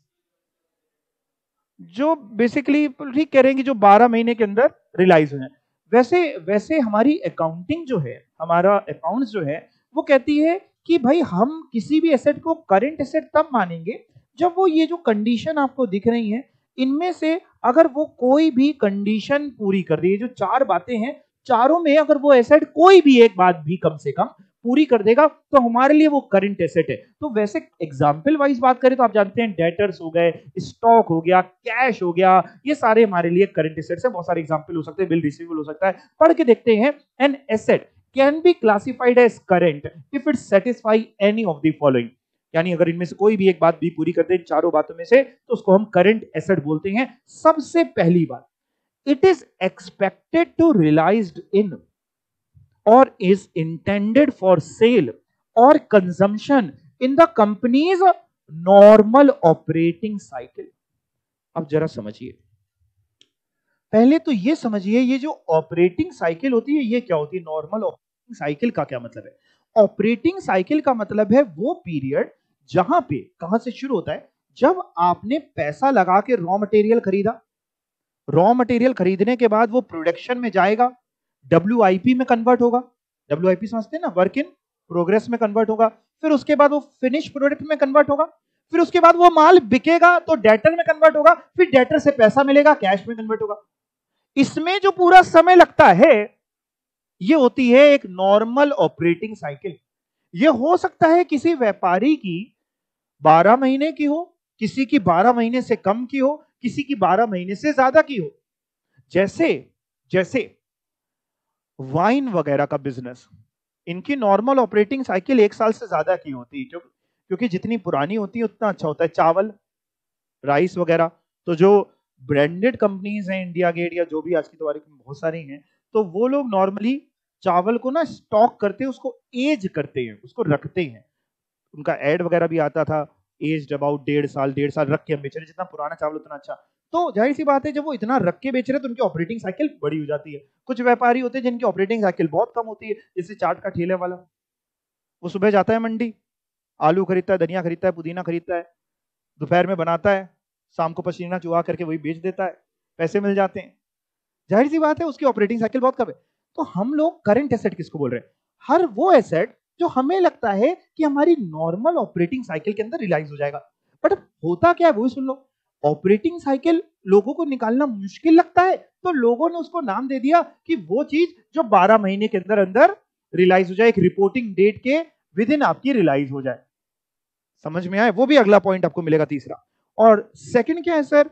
वो एसेट आपने किसके लिए रखा? Primarily for the purpose of being traded. मतलब सर, मतलब जैसे मान लो मेरा काम है मशीन का, तो मैं मशीन खरीदता हूं और बेचता हूं। मेरे लिए मशीन जो है वो करंट एसेट है। मेरा काम है मैं पेन की मशीन बेचता हूं, मतलब खरीदता बेचता हूं, मेरे लिए मशीन करंट एसेट है। आप पेन बनाते हो, आपने मेरे से वही मशीन खरीदी, आपके लिए वो फिक्स्ड एसेट है, यानी नॉन करंट एसेट है। समझ में आया? तो अगर प्राइम पर्पस उसका ट्रेडेड का है तो फिर वो करंट एसेट हो सकता है, या फिर तीसरी कंडीशन कोई भी एक पूरी हो जाए, तीसरी, it is due to be realised, हमें मिल जाएगा कितने अंदर अंदर? Within 12 months after reporting date. Reporting date मतलब बैलेंस शीट, जिस दिन की बैलेंस शीट है उसके बाद अगले 12 महीने तक हमें लगता है कि हाँ ये पैसा हमें मिल जाएगा, तो वो करंट एसेट है। और सर और क्या हो सकते हैं? वो जो है करंट एसेट क्या हो सकते हैं? वो जो एसेट है या तो वो हो सकता है कैश हो, तो खुद ही करंट एसेट है, या कैश के इक्विवेलेंट हो। कैश इक्विवेलेंट आप जानते हैं, हाईली लिक्विड इन्वेस्टमेंट्स वगैरह जो जब चाहें तो कैश में कन्वर्ट हो जाएगी, एक नोन अमाउंट ऑफ कैश हमें मिल जाएगा। अनलेस, तब तक उसको हम मतलब करंट एसेट ही बोलेंगे, अनलेस अगर कोई रेस्ट्रिक्शन लगी है फ्रॉम बीइंग एक्सचेंज। मतलब अगर मान लो उस कैश पे या कैश इक्विवेलेंट पे किसी का कोई चार्ज क्रिएटेड है कि ये पैसा आप यूज नहीं कर सकते, ये पैसा बैंक ने एक चार्ज क्रिएट करके रखा है, बैंक ने लोन दे के रखा है, तो उतनी एफडीज उतने रुपए की अपने पास गिरवी रखी हुई है, तो फिर वो करंट एसेट की पोजीशन पे नहीं आता। और कोई चार्ज नहीं क्रिएटेड, आप फ्री हैं, उसको अपने हिसाब से कभी भी यूज कर सकते हैं, तो फिर वो आपके लिए करंट एसेट है। यानी एक बार फिर से समराइज कर रहा हूं, कौन सी 4 चीजें में से कोई भी एक चीज पूरी हो जाए तो करंट एसेट बन जाता है। सबसे पहला कि वो एक्सपेक्टेड है कि रियलाइज्ड हो जाएगा या बिक जाएगा आपकी नॉर्मल ऑपरेटिंग साइकिल में। और ऑपरेटिंग साइकिल का मतलब मैंने आपको समझाया कि जब पैसा लगाते हैं, कैश लगाते हैं रॉ मटेरियल खरीदने से लेके जब पैसा रियलाइज होता है डेटर, उतना टाइम का जो पीरियड होता है वो एक नॉर्मल ऑपरेटिंग साइकिल होती है, जो अलग अलग व्यापारियों की अलग अलग होती है। दूसरा, वो प्राइमरीली यानी मेनली आपने उसको रखी है ट्रेड करने के लिए, खरीदने बेचने के लिए। तीसरा, जो रिपोर्टिंग डेट से आपको लगता है कि अगले 12 महीने के विद इन आपको पैसा मिल जाएगा, रियलाइज्ड हो जाएगा वो। और चौथा, वो कैश या कैश इक्विवेलेंट, वो तो खुद ही करंट एसेट होता है, बट उस पर कोई भी रेस्ट्रिक्शन ना हो, कोई चार्ज ना क्रिएटेड हो। हाँ बेटा, ज्यादा की है, बिल्कुल। तो अगर मान लीजिए ऑपरेटिंग साइकिल उसकी 12 मंथ से ज्यादा की है और वो इस बात को प्रूव कर पाए, अब बात समझिएगा कि हमारी ऑपरेटिंग साइकिल लेट्स से 15 महीने की है और ये जो एसेट है ये 15 महीने के अंदर अंदर रियलाइज हो जाएगा या बिक जाएगा, तो उसके लिए वो एसेट करंट एसेट है, बट उसको आप प्रूव कर पाए विद डॉक्यूमेंट्री एविडेंस। ठीक है, तो ये करना थोड़ा सा मुश्किल हो जाता है, इसलिए सब लोग 12 महीने का पीरियड मान लेते हैं। और इसके अलावा भी वैसे अब तो चीजें सर्टेन हो गई हैं, मतलब सर्टेन मतलब अब लोगों को पता है कि हाँ ये चीजें करंट एसेट होती है, ये चीजें करंट एसेट नहीं होती है। ठीक है, और बताओ, और कोई डाउट किसी को? ऑनलाइन वाले बच्चों तुम लोग बताओ। अच्छा चैप्टर है, मजेदार चैप्टर है, ये समझिए ये सब चैप्टर मैं बार बार आपसे बोल रहा हूँ, ये आपके लिए वरदान साबित होंगे अगर इससे आपको क्वेश्चंस मिलते हैं। और बस एक बार आप इससे रीड कर ही रहे हैं, इससे अच्छे से पढ़ के जाइएगा, एग्जाम टाइम में इसी से पढ़ लीजिएगा और एक बार घर पे मॉड्यूल रीड कर लीजिएगा। ठीक है, इसके बाद आता है फिक्टिशियस एसेट। ये क्या होते हैं? फिक्टिशियस एसेट का मतलब कि कोई एसेट नहीं है सर, मतलब जैसे अभी मैंने आपको एक एग्जाम्पल दिया डेफर्ड रेवेन्यू एक्सपेंडिचर का, हमने एडवर्टीजमेंट पे खर्चा किया 1 करोड़ रुपए, जिसपे हमको लगा कि एक काम करते हैं इसको 2 साल में राइट ऑफ करेंगे, इस साल 50 लाख, अगले साल 50 लाख, तो इस साल 50 लाख राइट ऑफ कर दिए और 50 लाख राइट ऑफ करने बचे। जो 50 लाख राइट ऑफ करने बचे वो इस साल बैलेंस शीट में दिखाएंगे एसेट साइड में। लेकिन क्या वाकई ये एसेट है? आज इसको बेचने जाएंगे तो कोई पैसा मिलेगा क्या? Answer is no. दूसरा एग्जाम्पल, हमने डिबेंचर्स इश्यू करे डिस्काउंट पे, discount on issue of debenture, आपने डिबेंचर का चैप्टर पढ़ा हुआ है। आपने ये भी पढ़ा हुआ है कि उसपे जो डिस्काउंट होता है उसको राइट ऑफ करने का तरीका नहीं पढ़ा था, एक फिक्स्ड मेथड, एक फ्लक्चुएटिंग, और ये भी पढ़ा है कि एक साल में सर राइट ऑफ नहीं करते, एक साल से ज्यादा में राइट ऑफ करते हैं, है ना। जैसे फिक्स्ड है 5 साल की डिबेंचर की लाइफ है, 1 लाख का डिस्काउंट है, डिवाइड बाय 5, 20,000 राइट ऑफ करते हैं। तो पहले साल जब 20,000 राइट ऑफ करोगे, 80,000 जो बच जाएगा वो आप बैलेंस शीट में दिखाओगे। लेकिन क्या वाकई वो एसेट है discount on issue of debenture? क्या आज उसको लेके निकलेंगे तो मार्केट से पैसा मिल जाएगा? जैसे मशीन अगर बेचने जाए तो मार्केट से मिल जाएगा, मे भी कम मिल जाए लेकिन मिल जाएगा, बिक जाएगी। लैंड बेचने जाए बिक जाएगी। तो फिक्टिशियस एसेट वो एसेट जो मनी वर्थ में यूजलेस है, जिसकी कोई मनी में वर्थ नहीं है, जिसको हम राइट ऑफ करने के लिए हम ढो रहे हैं। पढ़ के देखते हैं, fictitious asset are not assets at all since they are not represented by any tangible position. कोई टेंजिबल पोजीशन थोड़ी ना है कि इसको लेके निकले और बेच जाए। दे appear on the asset side. क्यों सर, क्यों आ रहे हैं अपीयर, क्यों कर रहे हैं फिर asset side? Because of a debit balance in a particular account not yet written off, जिसको आपने भी राइट ऑफ नहीं किया है। तो वो है आपके फिक्टिशियस सेट जो अपने अभी खर्चे थे, जो राइट ऑफ नहीं हुए, जो बैलेंस शीट में आ रहे हैं, उसको आप फिक्टिशियस सेट कह सकते हैं। For example, provision for discount to creditors, discount on issue of shares etcetera. Underwriting commission अभी राइट ऑफ नहीं किया, मिसलेनियस एक्सपेंडिचर राइट ऑफ होने बचे हुए, amortisation expenses, preliminary expenses not yet written off, कोई भी इस तरीके के खर्चे, डेफर्ड रेवेन्यू एक्सपेंडिचर, ये सारे खर्चे जो भी राइट ऑफ होने बचे हुए हैं, जो बैलेंस शीट में आप दिखा रहे हैं, लेकिन वो एसेट नहीं है एक तरीके से, समझ में है, उसकी वैल्यू नहीं, उन सबको हम लोग बोलते हैं फिक्टिशियस एसेट। कोई डाउट शायद आपका आ रहा है? नहीं, किसी का कोई डाउट? पक्का इजी टॉपिक है ना। अगला टॉपिक है, मतलब इसी में अगला ही पॉइंट है आखिरी, नेटवर्थ का। नेटवर्थ क्या होती होगी? एसेट्स माइनस लाइबिलिटीज, जो टोटल एसेट्स माइनस लाइबिलिटीज वो आपके व्यापार की नेट वर्थ बताती हैं। It represent the excess of total assets over total liabilities of a business. ठीक है सर, ये तो हो गए कुछ टर्म्स अलग अलग जिनका मतलब समझ लिया।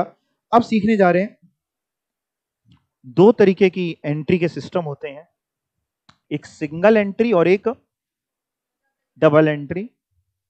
हम लोग कौन सी फॉलो करते हैं? Double entry system. Double entry में क्या होता है कि एक खाता डेबिट होता है, एक खाता क्रेडिट होता है। देखिए, बैलेंस शीट और ट्रायल बैलेंस आप सभी जानते हैं टैली होते हैं ना। बैलेंस शीट की जो इक्विटी एंड लायबिलिटी साइड है और जो एसेट साइड है, इन दोनों का टोटल जो होता है वो मैच करता है। छोटे में भी जब मैच कर जाता था तो बड़ी खुशी होती थी यस और नो? ट्रायल बैलेंस मैच करता था, बड़ी खुशी होती थी। अच्छा एक बात है ना, जैसे अगर मान लो आपको कोई क्वेश्चन ने और आपकी बैलेंस शीट मैच नहीं कर रही फॉर एग्जांपल, तो इसका मतलब उस क्वेश्चन में आपने गलती करी है कि नहीं करी है? बिल्कुल करी है। मैच नहीं कर रही तो पता है कि गलती। लेकिन अगर मैच कर जाए तो भाई देखो जरा समझो, हम लोग को लगता है सही है, बट ऐसा नहीं होता। क्योंकि अगर बैलेंस शीट का मैच होना इस बात की गवाही देता कि सब कुछ सही है, तो there is no need of auditor. भाई कंपनी तो बैलेंस शीट बना रही है, मैच करके दे रही, तो ऑडिटर ऑडिट क्या कर रहा है फिर? बैलेंस शीट तो मैच हो ही रही है, बट बैलेंस शीट का मैच होने का मतलब ये नहीं होता कि सब कुछ सही है। ये जो दिमाग में ना जो मिथ है हम लोगों के कि बैलेंस शीट टैली हो गई, ठीक है सब कुछ, आपको बताऊं क्यों। जैसे फॉर एग्जांपल मान लीजिए आपने कोई मशीन खरीदी 1 लाख रुपए की नगद, तो एंट्री करनी चाहिए machinery account debit to cash या टू बैंक, जो भी।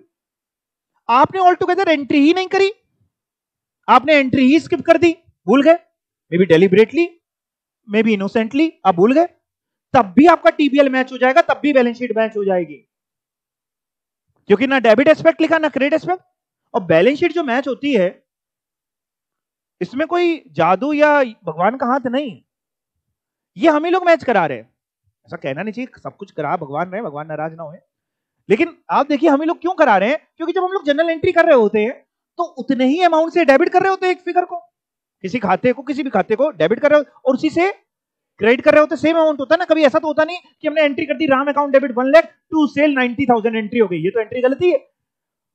तो जब हम बैलेंस शीट को देखें तो बैलेंस शीट क्या है, हम समझे डेबिट और क्रेडिट जो है ना, वो तराजू में एक तरफ डेबिट है, वेइंग स्केल जो होता है ना उसका एक तरफ डेबिट है एक तरफ क्रेडिट है। जब हम जनरल एंट्री करते हैं तो हम दोनों स्केल को खुद ही बराबर रखते जा रहे हैं। जब दोनों चीजों को बराबर रखते जा रहे हैं, अपने आप टीबीएल मैच होता है, अपने आप बैलेंस शीट मैच होती है।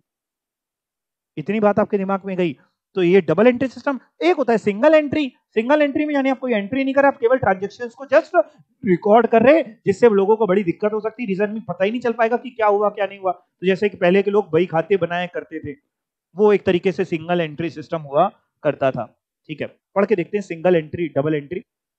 Single entry book keeping also known as single entry accounting is a method of book keeping जो रिलाई करता है उन्हें वन साइड अकाउंटिंग एंट्री, केवल एक साइड, यानी दोनों एस्पेक्ट नहीं लिखे गए, केवल एक side, to maintain financial information उसको पता रहे। डबल एंट्री में क्या होता है, both aspect of every transaction are recorded. जैसे जब मैं छोटा था तो मैं ना आटा खरीदने जाता था, आटा चक्की से 5 किलो आटा झोले में लेके इसे लाद के लाते थे, है ना। तो एक अवस्थी आटा चक्की हुआ करती थी, वहां जाते थे, वहां एक बुड्ढे बुड्ढे से अंकल बैठते थे, तो शायद होंगे भी नहीं, पता नहीं, दुनिया में बहुत बुड्ढे थे उस समय। तो वो ना लाल कलर का अपने पास बही खाता रखते थे। ऐसा कभी आपने शायद नहीं देखा होगा, एक लाल कलर का होता था, बड़ा लंबा सा, ऐसे मतलब ज्यादा चौड़ा नहीं होता था, पतला लेकिन लंबा होता था। और उसमें जब वो देते थे, वो उनका याद हमको इसलिए रह जाता है, उनके पेन पकड़ने की कला बड़ी अलग थी। जैसे हम लोग ऐसे पेन पकड़ते हैं ना, वो ऐसे पेन पकड़ते थे।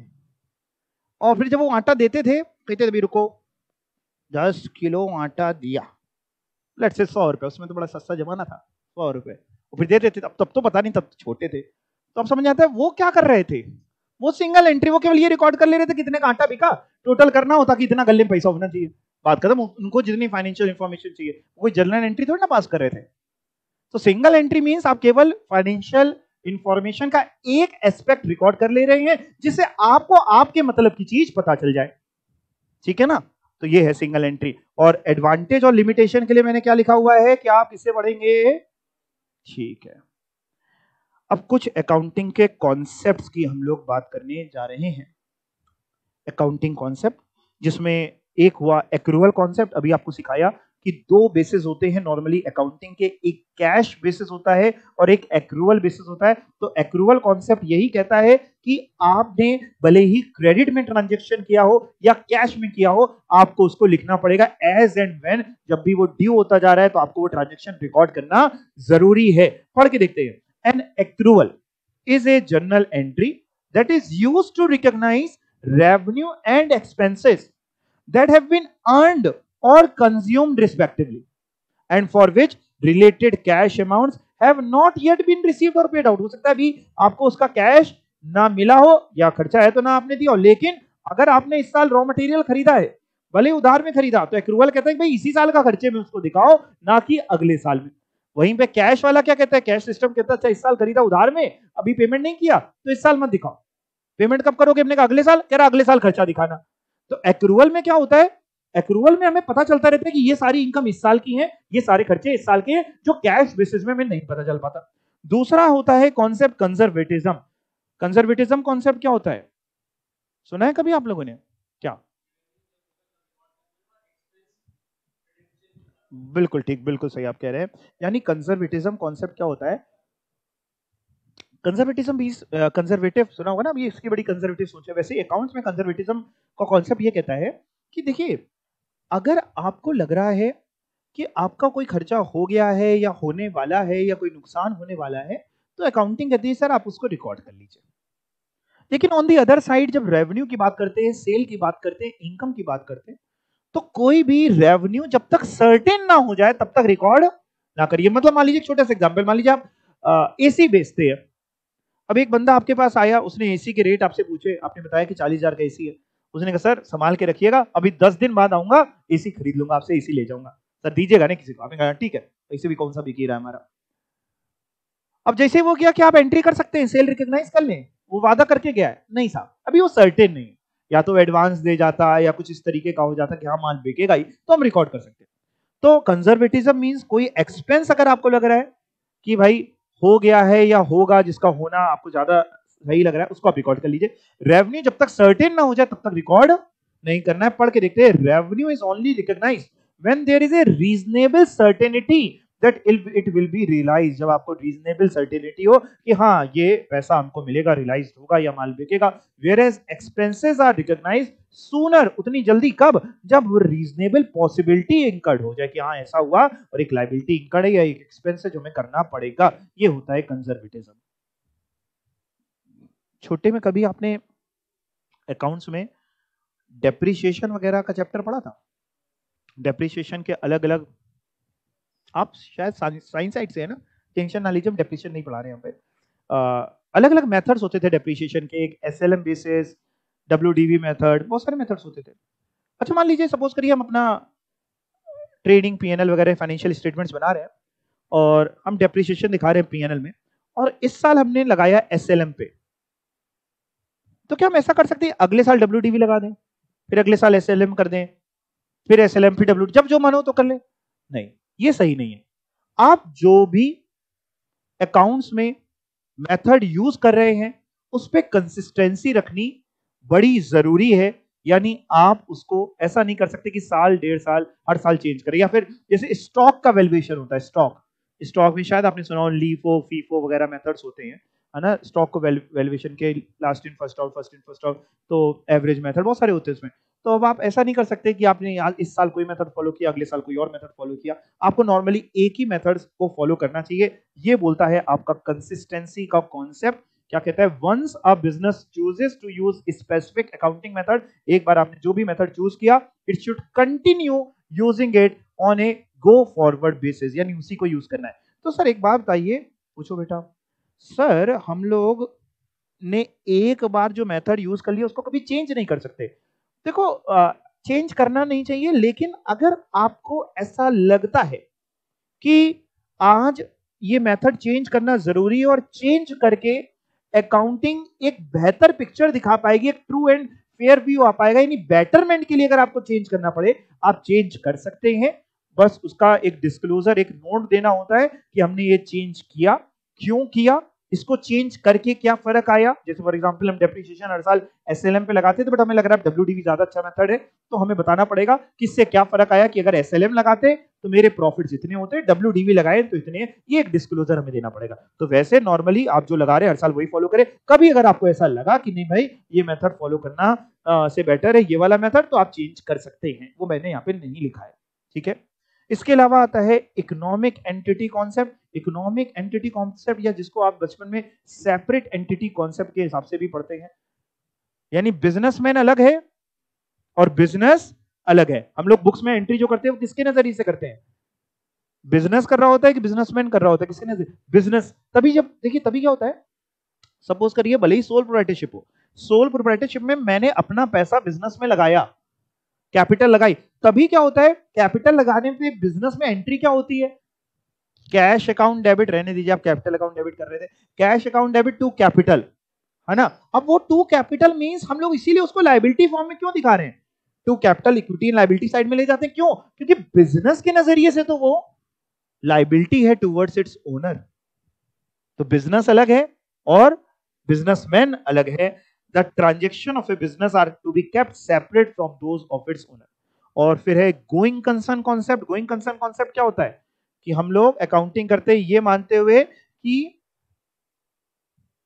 आगे आने वाले समय में हमारा बिजनेस बंद नहीं होने वाला, बिजनेस चलता जाएगा चलता जाएगा चलती जाएगा। तभी तो डेटर्स दिखा रहे हैं, तभी तो बैलेंस शीट में डेटर दिखा रहे हैं। अगर हमें लग रहा है बिजनेस बंद हो जाएगा तो डेटर स्टॉक वगैरह, फिर तो ये फायदा ही नहीं, फिर तो इसको बेचो, खत्म करो। बैलेंस शीट जो बनाते हैं उसमें जो हम कैरी फॉरवर्ड करें वो यही समझ के तो कर रहे हैं कि going concern concept. Financial statement are prepared on the assumption that the business will remain in operation in future periods. Matching concept क्या होता है? मैचिंग कॉन्सेप्ट का मतलब ये होता है सिंपली कि आप जब भी पीएनएल वगैरह बना रहे हैं, ट्रेडिंग पीएनएल वगैरह, तो उसमें जितने टाइम की सेल दिखा रहे हैं उतने टाइम की एक्सपेंस भी, यानी जितने टाइम का इनकम दिखा रहे हैं उतने टाइम का एक्सपेंस भी आपको दिखाना चाहिए। ऐसा नहीं करना चाहिए कि आपने सेल दिखाई 12 महीने की लेकिन एक्सपेंस दिखाया 9 महीने का, तो मिसमैच हो जाएगा, सामने वाले को समझ भी नहीं आएगा कि प्रॉफिट हुआ कि लॉस हुआ, क्या हो गया। या सेल दिखाई 12 महीने की, एक्सपेंस दिखा दिया 15 महीने का। तो मैचिंग कॉन्सेप्ट सिंपली ये कहता है कि सेम पीरियड का, जिस पीरियड का आपने रेवेन्यू रिकॉग्नाइज किया है उसी पीरियड का एक्सपेंस भी रिकॉग्नाइज करिए। The expenses relating to revenue should be recognized in the same period in which revenue was recognized, यानी उतने ही टाइम का उतने ही पीरियड का एक्सपेंस रिकॉग्नाइज करिए जितने टाइम का रेवेन्यू रिकॉग्नाइज किया है। क्वार्टरली फाइनेंशियल स्टेटमेंट्स बना रहे हैं, 3 महीने की सेल लिखी तो उसी 3 महीने का एक्सपेंस भी लिखिए। बात समझ में आ गई? मटेरियलिटी कॉन्सेप्ट क्या होता होगा? जैसे मान लीजिए आपने बिजनेस के लिए एक झाड़ू परचेज करी, छोटी छोटी चीजें भी तो लगती हैं, तो इसकी एंट्री क्या करेंगे हम? झाड़ू अकाउंट डेबिट। ये तो करेंगे नहीं भाई, इसे तो बहुत सारी छोटी छोटी चीजें होती हैं, sundry expenses, miscellaneous expenditure, general expenditure. तो मटेरियलिटी कॉन्सेप्ट क्या कहता है वो समझिए। मटेरियलिटी कॉन्सेप्ट ये कहता है वो चीजें जो आपको मटेरियल लग रही हैं, जो आपको इंपॉर्टेंट लग रही हैं, उसको आपको डिस्क्लोज करना पड़ेगा, उसको आपको नाम से लोगों को बताना पड़ेगा। और जो इमटेरियल है, अब आपने चाय पिलाते हैं स्टाफ को, तो टी अकाउंट थोड़ी ना डेबिट होगा, स्टाफ वेलफेयर अकाउंट डेबिट होगा, है ना? तुम्हें चाय बिस्किट सब चले गए, तो वही है materiality. Materiality is an account. देखिए, क्योंकि अगर हमने ना, कई बार क्या होता है, बहुत सारी अगर इमटेरियल चीजें भी लिख दी तो भी वो फाइनेंशियल स्टेटमेंट खराब हो जाती है। जैसे आपके पास, मान लीजिए हमारे पास, मान लेते हैं हमारे से कोई बच्चा बैठा है जिसकी रटने की बहुत अच्छी कैपेसिटी है। अब कंपनी लॉ का पेपर आया, कोई क्वेश्चन आया, और वो उसने क्या किया, उसने पूरी कंपनी लॉ का पूरी बुक लिख दी, पूरा मॉड्यूल लिखाया एज इट इज। क्या लगता है उसको पूरे नंबर मिलेंगे? उसका वो क्वेश्चन काट दिया जाएगा। अगर मान लीजिए सपोज करिए कंपनी लॉ के किसी चैप्टर से, डायरेक्टर चैप्टर है लेट से, तो डायरेक्टर से कोई क्वेश्चन है, आपने पूरा डायरेक्टर चैप्टर लिख दिया, पूरा एज इट इज, जैसा मॉड्यूल में लिखा है as it is, full stop comma के साथ, आपको उसमें अंडा मिलेगा। क्यों? क्योंकि उसने जो पूछा है वो आपने बताया नहीं, तो आपने इमटेरियल चीजें भी लिख दी। अब सामने वाले को कैसे, वो कहां पढ़े, आपने क्या कहना चाहते हो भैया तुम इसमें? तो मटेरियलिटी कॉन्सेप्ट इसीलिए जब हम लोग फॉलो करना चाहिए, ताकि सामने वाला जब बंदा देखे तो उसको मेन मेन चीजें जो है वो उसके मतलब की दिख जाए। नहीं तो अगर आप ऐसे अकाउंट खोलते रहेंगे सारे, तो फिर जो मटेरियल चीजें वो साइड हो जाएंगी और इमटेरियल चीजें झलकने लग जाएंगी। Materiality is an accounting principle which states that all items are reasonably likely to impact investor. वो सारे आइटम जो आपको लग रहा है इंपैक्ट करेंगे इन्वेस्टर के डिसीजन को, वो सारे मटेरियल है, उसको रिकॉर्ड करना चाहिए और रिपोर्ट करना चाहिए डिटेल में जब आप अपनी फाइनेंशियल स्टेटमेंट्स बनाए। तो वो सारे चीजें जो मटेरियल आपको लग रही है। देखिए, मटेरियलिटी एक बहुत ही ऐसा वर्ड है जो जजमेंट पे डिपेंड करता है। इसका कोई पैरामीटर नहीं है कि सर 100 रुपए है तो मटेरियल नहीं है और 1000 रुपए है तो मटेरियल है। मैं आपको समझा रहा हूं कैसे। मान लीजिए एक बैलेंस शीट है, उसमें टर्नओवर ही है 100 करोड़ का, उसने कोई खर्चा किया 10 लाख का, तो हो सकता है वो सिचुएशन में इमटेरियल हो। और एक बैलेंस शीट है, जब हम बैलेंस शीट बोल रहे हैं यानी फाइनेंशियल स्टेटमेंट्स की बात करें, तो उसमें उसका जो टर्नओवर है, सेल जो है पीएनएल वगैरह में, वो है लेट से 50 लाख, उसके लिए 10 लाख का खर्चा बहुत मटेरियल है। तो materiality, immateriality depends upon the judgement, depends upon the financial enterprise, depends upon the business, बहुत सारे फैक्टर्स पे डिपेंड करती है। ठीक है सर। अब भैया बात आती है कि अकाउंट्स में कितने तरीके के अकाउंट्स हैं और क्या क्या उनके गोल्डन रूल्स हैं। तो एक है आपका, जैसे नाम से समझते हैं, पहले पर्सनल, फिर पढ़ेंगे भी, फिर आपको पता है दूसरा रियल है और तीसरा नॉमिनल है।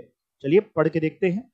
पर्सनल, देखिए वो सारे खाते जो किसी पर्सन से अटैच्ड हैं वो पर्सनल हैं। रियल आप जानते हैं एसेट्स वगैरह के खाते, और नॉमिनल आपके एक्सपेंसेस, इनकम्स वगैरह के खाते। लेकिन पढ़ के समझते हैं। As the name suggest, personal account पढ़ रहा हूं। As the name suggest, these accounts, these are the accounts relates to persons. These persons could be natural person भी हो सकते हैं, जैसे कि कोई Suresh account, Anil's account, Rani's account, या फिर these person could be artificial person हो सकते हैं, जैसे कि companies, body corporate, AOP, partnership वगैरह। Accordingly we could have may be Videocon industries account, तो ये नेचुरल पर्सन तो नहीं है लेकिन ये आर्टिफिशियल पर्सन तो है। Infosys technology, charitable trust account, है ना, Ali and sons trading account, ABC bank account, anything, ये सब जितने किसी पर्सन से रिलेटेड है, may be natural person, may be artificial person, वो आपके पर्सनल है। या फिर और क्या हो सकते हैं, और होते हैं रिप्रेजेंटेटिव पर्सनल अकाउंट। पहले ये समझाता हूं फिर पढ़ाऊंगा। रिप्रेजेंटेटिव पर्सनल अकाउंट क्या होते हैं जरा समझिए। मान लीजिए हम सैलरी पे करते हैं, तो हम सैलरी जब पे करते हैं तो हम नॉर्मली एंट्री करते हैं salary account debit to cash, हमने राम को सैलरी दी, salary account debit to cash दे दी। लेकिन मार्च की सैलरी लेट्स से अभी देनी बची थी, आउटस्टैंडिंग थी, तो अकाउंट्स तो ये कहती है कि सर अगर आप एक्रूवल कॉन्सेप्ट पे फॉलो कर रहे हैं तो ड्यू तो हो गई, तो आपको मार्च का खर्चा तो दिखाना पड़ेगा, एक्रूवल के हिसाब से भी दिखाना पड़ेगा। मैचिंग कह रहा था कि भैया जब इनकम मार्च की दिखा रहे तो सेल भी, मतलब एक्सपेंस भी मार्च की दिखाओ। तो हमने एंट्री क्या करनी है, हमने मार्च में भी सैलरी दी नहीं लेकिन ड्यू हो गई, एंट्री मैं बता रहा हूं salary account debit to outstanding salary, salary account debit to outstanding salary, जिसमें से जो सैलरी पार्ट है वो पीएनएल में जाएगा और जो आउटस्टैंडिंग सैलरी है वो बैलेंस शीट में लायबिलिटी में जाएगी। अब ये आउटस्टैंडिंग सैलरी एक रिप्रेजेंटेटिव अकाउंट है, किसी को रिप्रेजेंट करे, किसी को देनी तो होगी, तो ये हो सकता है ये आउटस्टैंडिंग सैलरी में राम को देनी हो, श्याम को देनी हो, तो ये भी पर्सनल अकाउंट की कैटेगरी में आता है। जो रिप्रेजेंटेटिव अकाउंट होते हैं ये भी पर्सनल अकाउंट है। अब पढ़ के जरा समझते हैं, there could be representative personal account as well, although individual identity of person related to these is known, the convention is to reflect them as collective account। देखिए समझिए, मैं आपको फिर से समझा रहा हूं इस लाइन का मतलब। सेम जैसे भी मैंने सैलरी का एग्जांपल लिया, अब मेरे यहां हो सकता है बेटा एक ही एम्प्लॉय हो, मेरे यहां अगर एक ही एम्प्लॉय है और उसकी मार्च की सैलरी अभी आउटस्टैंडिंग है, तो मैं सिंपली एंट्री कर सकता हूं भाई salary account debit to Ram's outstanding salary account, नाम लिख दिया उसमें, पर्सनल समझ में आ ही रहा है। दूसरा केस हो सकता है मेरे यहां 100 इंप्लॉइज हो और 100 की भी मार्च की सैलरी बची हो जो मैं 7 या 10 15 अप्रैल तक पे करता हूं।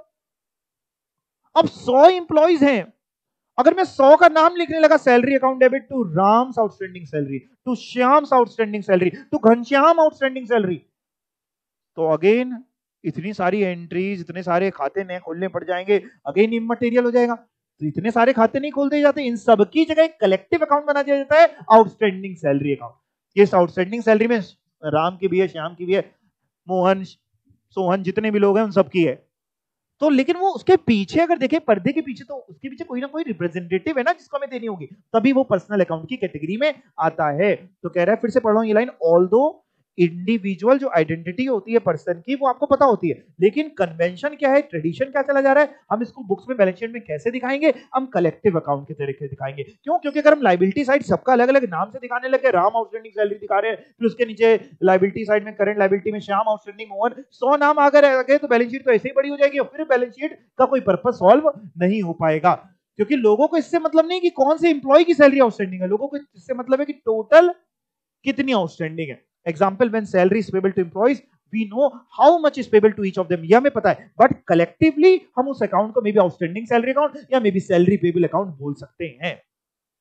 तो आपने पर्सनल अकाउंट पढ़े जिसमें आपने 3 पढ़े कि एक नेचुरल पर्सन हो सकते हैं जैसे हम लोग, आप लोग, आर्टिफिशियल पर्संस कंपनीज वगैरह, ईओपी वगैरह, पार्टनरशिप फर्म्स वगैरह, या रिप्रेजेंटेटिव, जिसमें सबसे अच्छा एग्जांपल यही मिलता है आउटस्टैंडिंग सैलरी अकाउंट का। इसके अलावा अब आ जाता है रियल अकाउंट। रियल अकाउंट्स मतलब एसेट्स वगैरह, पढ़ के देखते हैं, रीड करिए एक बार।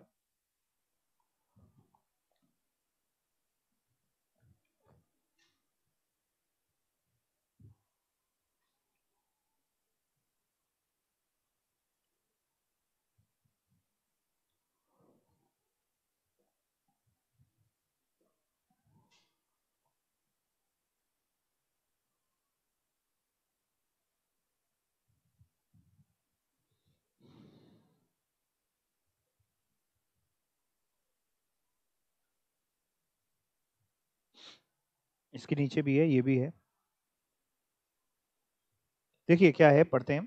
Real account, these are the account जो रिलेटेड हैं किसी एसेट से, किसी प्रॉपर्टी से, या आपके पास उसकी पोजीशन है, depending on their physical existence भी हो सकती है, इंटेंजिबल भी हो सकते हैं, या अदरवाइज यानी इनटेंजिबल भी हो सकते हैं। इसलिए उसको हमने 2 पार्ट में क्लासिफाई किया है, टेंजिबल रियल अकाउंट जैसे कि जिनकी फिजिकल एग्जिस्टेंस है, जिनको आप सी कर सकते हो, सी टच कर सकते हो, जैसे machinery, stock, cash, vehicle etcetera, ये सब आपके टेंजिबल रियल अकाउंट है।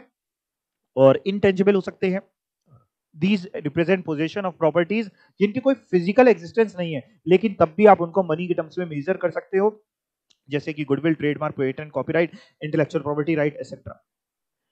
फिर आते हैं नॉमिनल अकाउंट, सारे एक्सपेंसेस के और इनकम्स वगैरह के जितने भी खाते हैं वो सब नॉमिनल अकाउंट हैं। These accounts are related to expenses or losses and incomes or gain.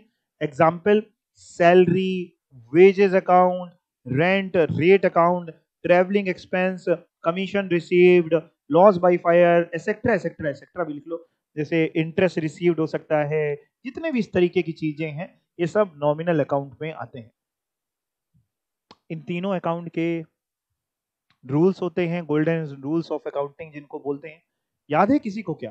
नीचे ना देखो, शीट में ना देखो, याद है? कौन सा पहले पूछे आप बताओ। चलो पर्सनल, कौन बताएगा? नहीं, हाथ ऊपर करो, हैंड रेस करो जो जो बताना चाहता है। हाँ आप बताइए। हाँ हाँ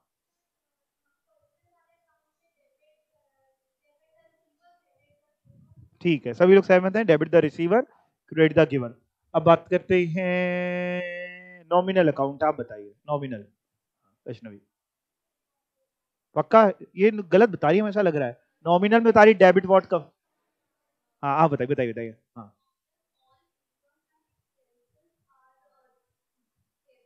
हम्म, तुक्का मारा ना आपने, ऐसे जिस हिसाब से बोला। हाँ ठीक है, चलिए कोई बात नहीं, हाँ ठीक लग गया तुक्का। इनकम एक्सपेंस का आपने क्या बोला? All incomes and expenses are debited. नहीं नहीं, आपने गलत बोला। हाँ हाँ जी जी, बताइए बताइए।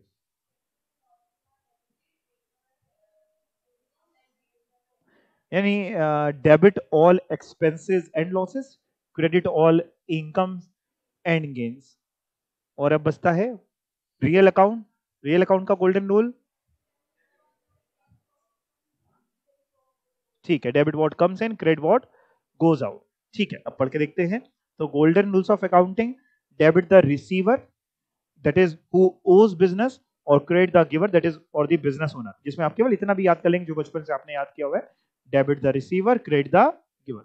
Real account, debit what comes into business, credit what goes out of business. इसमें आप केवल इतना भी याद कर लेंगे चल जाएगा, debit what comes in, credit what goes out, तो भी आपका काम हो जाएगा। और nominal account, debit all expenses और losses, credit all incomes and gains. इन्हीं की मदद से हम लोग जनरल एंट्री पास किया करते थे, ये आपको पता होगा शायद।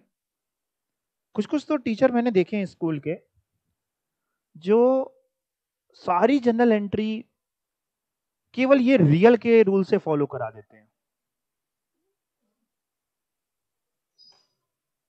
पता नहीं आपके स्कूल टीचर ने क्या पढ़ाया या कैसे पढ़ाया, आई डोंट नो। लेकिन मैंने एक आधे टीचर्स देखा, मैंने देखा कि उसको ना पूरा केवल रियल अकाउंट से सारी एंट्री, उसको ये समझाया ही नहीं कि ये अकाउंट पर्सनल है कि नॉमिनल है।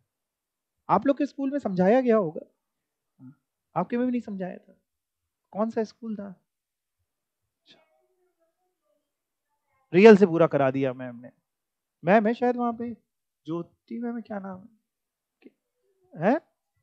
ज्योति है ना? खैर चलो कोई बात नहीं, जैसा भी उन्होंने कराया अच्छा कराया।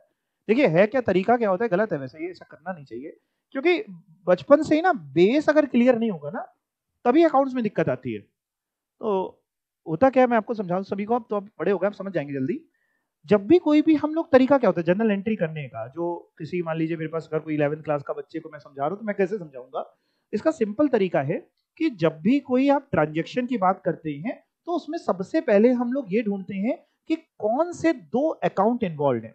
फॉर एग्जाम्पल, एक एग्जाम्पल ले लेते हैं कि रेंट पेड ₹1,00,000, रेंट पेड ₹1,00,000। तो सबसे पहला काम हमारा ये होता है कि इसमें दो कौन से खाते इन्वॉल्व है, क्योंकि कम से कम दो होंगे, तीन भी हो सकते हैं, लेकिन दो तो होंगे ही होंगे। तो इसमें अगर रेंट हमने पे किया 1,00,000, तो एक खाता है रेंट अकाउंट और दूसरा खाता है कैश अकाउंट या बैंक अकाउंट। ठीक है ना? तो एक खाता है रेंट अकाउंट और दूसरा खाता है कैश अकाउंट। फिर इसके बाद अगला काम हमारा ये होता है ये चेक करना कि ये जो रेंट अकाउंट है, ये पर्सनल अकाउंट है कि रियल अकाउंट है कि नॉमिनल अकाउंट है। नॉमिनल अकाउंट है। अगला काम हमारे स्टेप ये होती है कि इसको चेक करना कि ये कौन सा खाता है, ये है नॉमिनल अकाउंट। फिर जो दूसरा वाला खाता है, इसको चेक करना ये कौन सा अकाउंट है, पर्सनल है, रियल है कि नॉमिनल है, तो ये है रियल अकाउंट। फिर उसके बाद अगला काम ये होता है, भाई तभी तो रूल्स बनाए गए, नहीं तो इन रूल्स की जरूरत ही नहीं थी। अगला काम होता है, जैसे ये नॉमिनल अकाउंट है, तो अगला काम होता है नॉमिनल अकाउंट का रूल चेक करना। नॉमिनल अकाउंट का रूल है डेबिट ऑल एक्सपेंसेस और लॉसेस, क्रेडिट ऑल इनकम्स और गेन। और ये चेक करना, ये जो रेंट है, नॉमिनल अकाउंट आपने बताया, हमने दिया है किसी को कि हमें मिला है, तो हमने कहा हमने दिया है, तो हमारे लिए एक्सपेंस है कि इनकम है। एक्सपेंस है। और ये क्या कहता है, डेबिट करना है एक्सपेंस को कि क्रेडिट करना है, डेबिट करना है, तभी हम इसको डेबिट करते हैं। फिर हम रियल पे आते हैं। अब जब वैसे तो दिख रहा है कि एक डेबिट है क्रेडिट है, बट अगर कॉन्सेप्चुअली चले तो कैश अकाउंट रियल अकाउंट है। रियल अकाउंट का रूल होता है debit what comes in, credit what goes out. तो कैश आया है कि गया है, आपने किसी को रेंट दिया है यानी आपके पास से कैश गया है, तो क्रेडिट व्हाट गोज आउट, इसलिए इसको क्रेडिट किया जाता है। यानी एंट्री जो बनती है इसलिए बनती है rent account debit to cash account. 1 lakh है जितना भी आपने रेंट पे किया। और बहुत से लोग इसको, जैसे इन्होंने कहा ना इनके स्कूल में रियल से सिखा दिया इन्होंने पूरा, तो ये लोग ऐसे टीचर ऐसे सिखा देते, मेरे को बड़ा मतलब अच्छा नहीं लगता है, पर्सनली अच्छा नहीं लगता है इस तरीके से रटवाती इंडिया। मैं नाम नहीं लेना चाह रहा स्कूल का कोई भी, हाँ मैं समझ गया, पता है बहुत सारे फीडबैक्स हैं मेरे पास, तो वो रटवाना नहीं चाहिए। वो अब देखो वो क्या क्या करते वो लोग, मैं बताऊं आपको। वो कहते थे ये एक रूल समझा दे, debit what comes in credit what goes out. कहते थे रेंट दिया यानी रेंट गया, कैश गया और रेंट दिया, रेंट आया, पता नहीं क्या इसे हम तो समझा भी ना पाए उल्टा सीधा। तो एक डेबिट एक क्रेडिट कर दो, खत्म, रेंट डेबिट वो कैश क्रेडिट। लेकिन ये रूल्स इसलिए बनाए गए कि आप पहले, तरीका ये होता है कि सिस्टमेटिक तरीका ये है कि वो जो ट्रांजैक्शन है उसमें आप पहले 2 खाते ढूंढ लीजिए, फिर उन 2 खातों में समझ लीजिए कि कौन सा खाता किस नेचर का है, नॉमिनल है, रियल है, पर्सनल है। फिर उन दोनों खातों का जो भी नेचर है उसका रूल ढूंढिए और रूल के हिसाब से देखिए कि डेबिट होगा कि क्रेडिट होगा, और अगला क्या होगा इस डेबिट की क्रेडिट, फिर आप एंट्री बनाइए। ये एक छोटा सा तरीका होता है। खैर, अब आप क्या करने वाले हैं, अब आप आज जाके सबसे पहले ओल्ड सिलेबस वाले क्या करने वाले हैं, अपने पास्ट ईयर के इस चैप्टर से जो एमसीक्यू आपको थोड़े बहुत दिखेंगे आते हुए, तो वो आप करेंगे। फिर मॉड्यूल से आप एक बार रीड करेंगे और आप लोग भी मॉड्यूल से रीड करेंगे। और बीच बीच में कुछ टॉपिक्स में मैंने जान उसके लिखा है, जैसे बुक कीपिंग, अकाउंटिंग का डिफरेंस, इस तरीके के मैंने लिखे हुए ना, डिसएडवांटेज एडवांटेज, वो तो आपको करने ही करने हैं। बाकी आप कर लेंगे तो बेटर रहेगा। कोई डाउट होगा तो मुझसे पूछ लीजिएगा, ठीक है। चलिए, थैंक यू। एक मिनट हो, एक छोटा सा टॉपिक और है, एक छोटा सा टॉपिक है, मतलब कुछ है नहीं इसमें। फाइनल अकाउंट जो हम लोग बनाते हैं तो वो कौन कौन से बनते हैं, या तो मैन्युफैक्चरिंग फर्म बना रही होती है या फिर नॉन मैन्युफैक्चरिंग फर्म। अच्छा, मैन्युफैक्चरिंग फर्म बना रही होती है तो मैन्युफैक्चरिंग अकाउंट होगा, ट्रेडिंग अकाउंट होगा, पीएनएल होगा, बैलेंस शीट। और अगर नॉन मैन्युफैक्चरिंग तो एक अकाउंट चला जाएगा, कौन सा, तो उसकी जगह बस मतलब ट्रेडिंग, पीएनएल और बैलेंस शीट। वैसे भी शायद मैन्युफैक्चरिंग अकाउंट छोटे में आपने बनाया कि नहीं बनाया, डोंट नो, बनाया था मैन्युफैक्चरिंग वगैरह, नहीं, ये सब बनाया, बाकी ट्रेडिंग, पीएनएल वगैरह। ठीक है, अब जाके आपका ये चैप्टर खत्म हो गया, ठीक है। किसी को कोई डाउट हो तो पूछ लो, ऑनलाइन वाले बच्चों। हिमाद्री कह रहे डेबिट, अच्छा रूल बता रहे थे, हाँ ठीक है, सही बोल रहे थे आप। चलो, थैंक यू सो मच।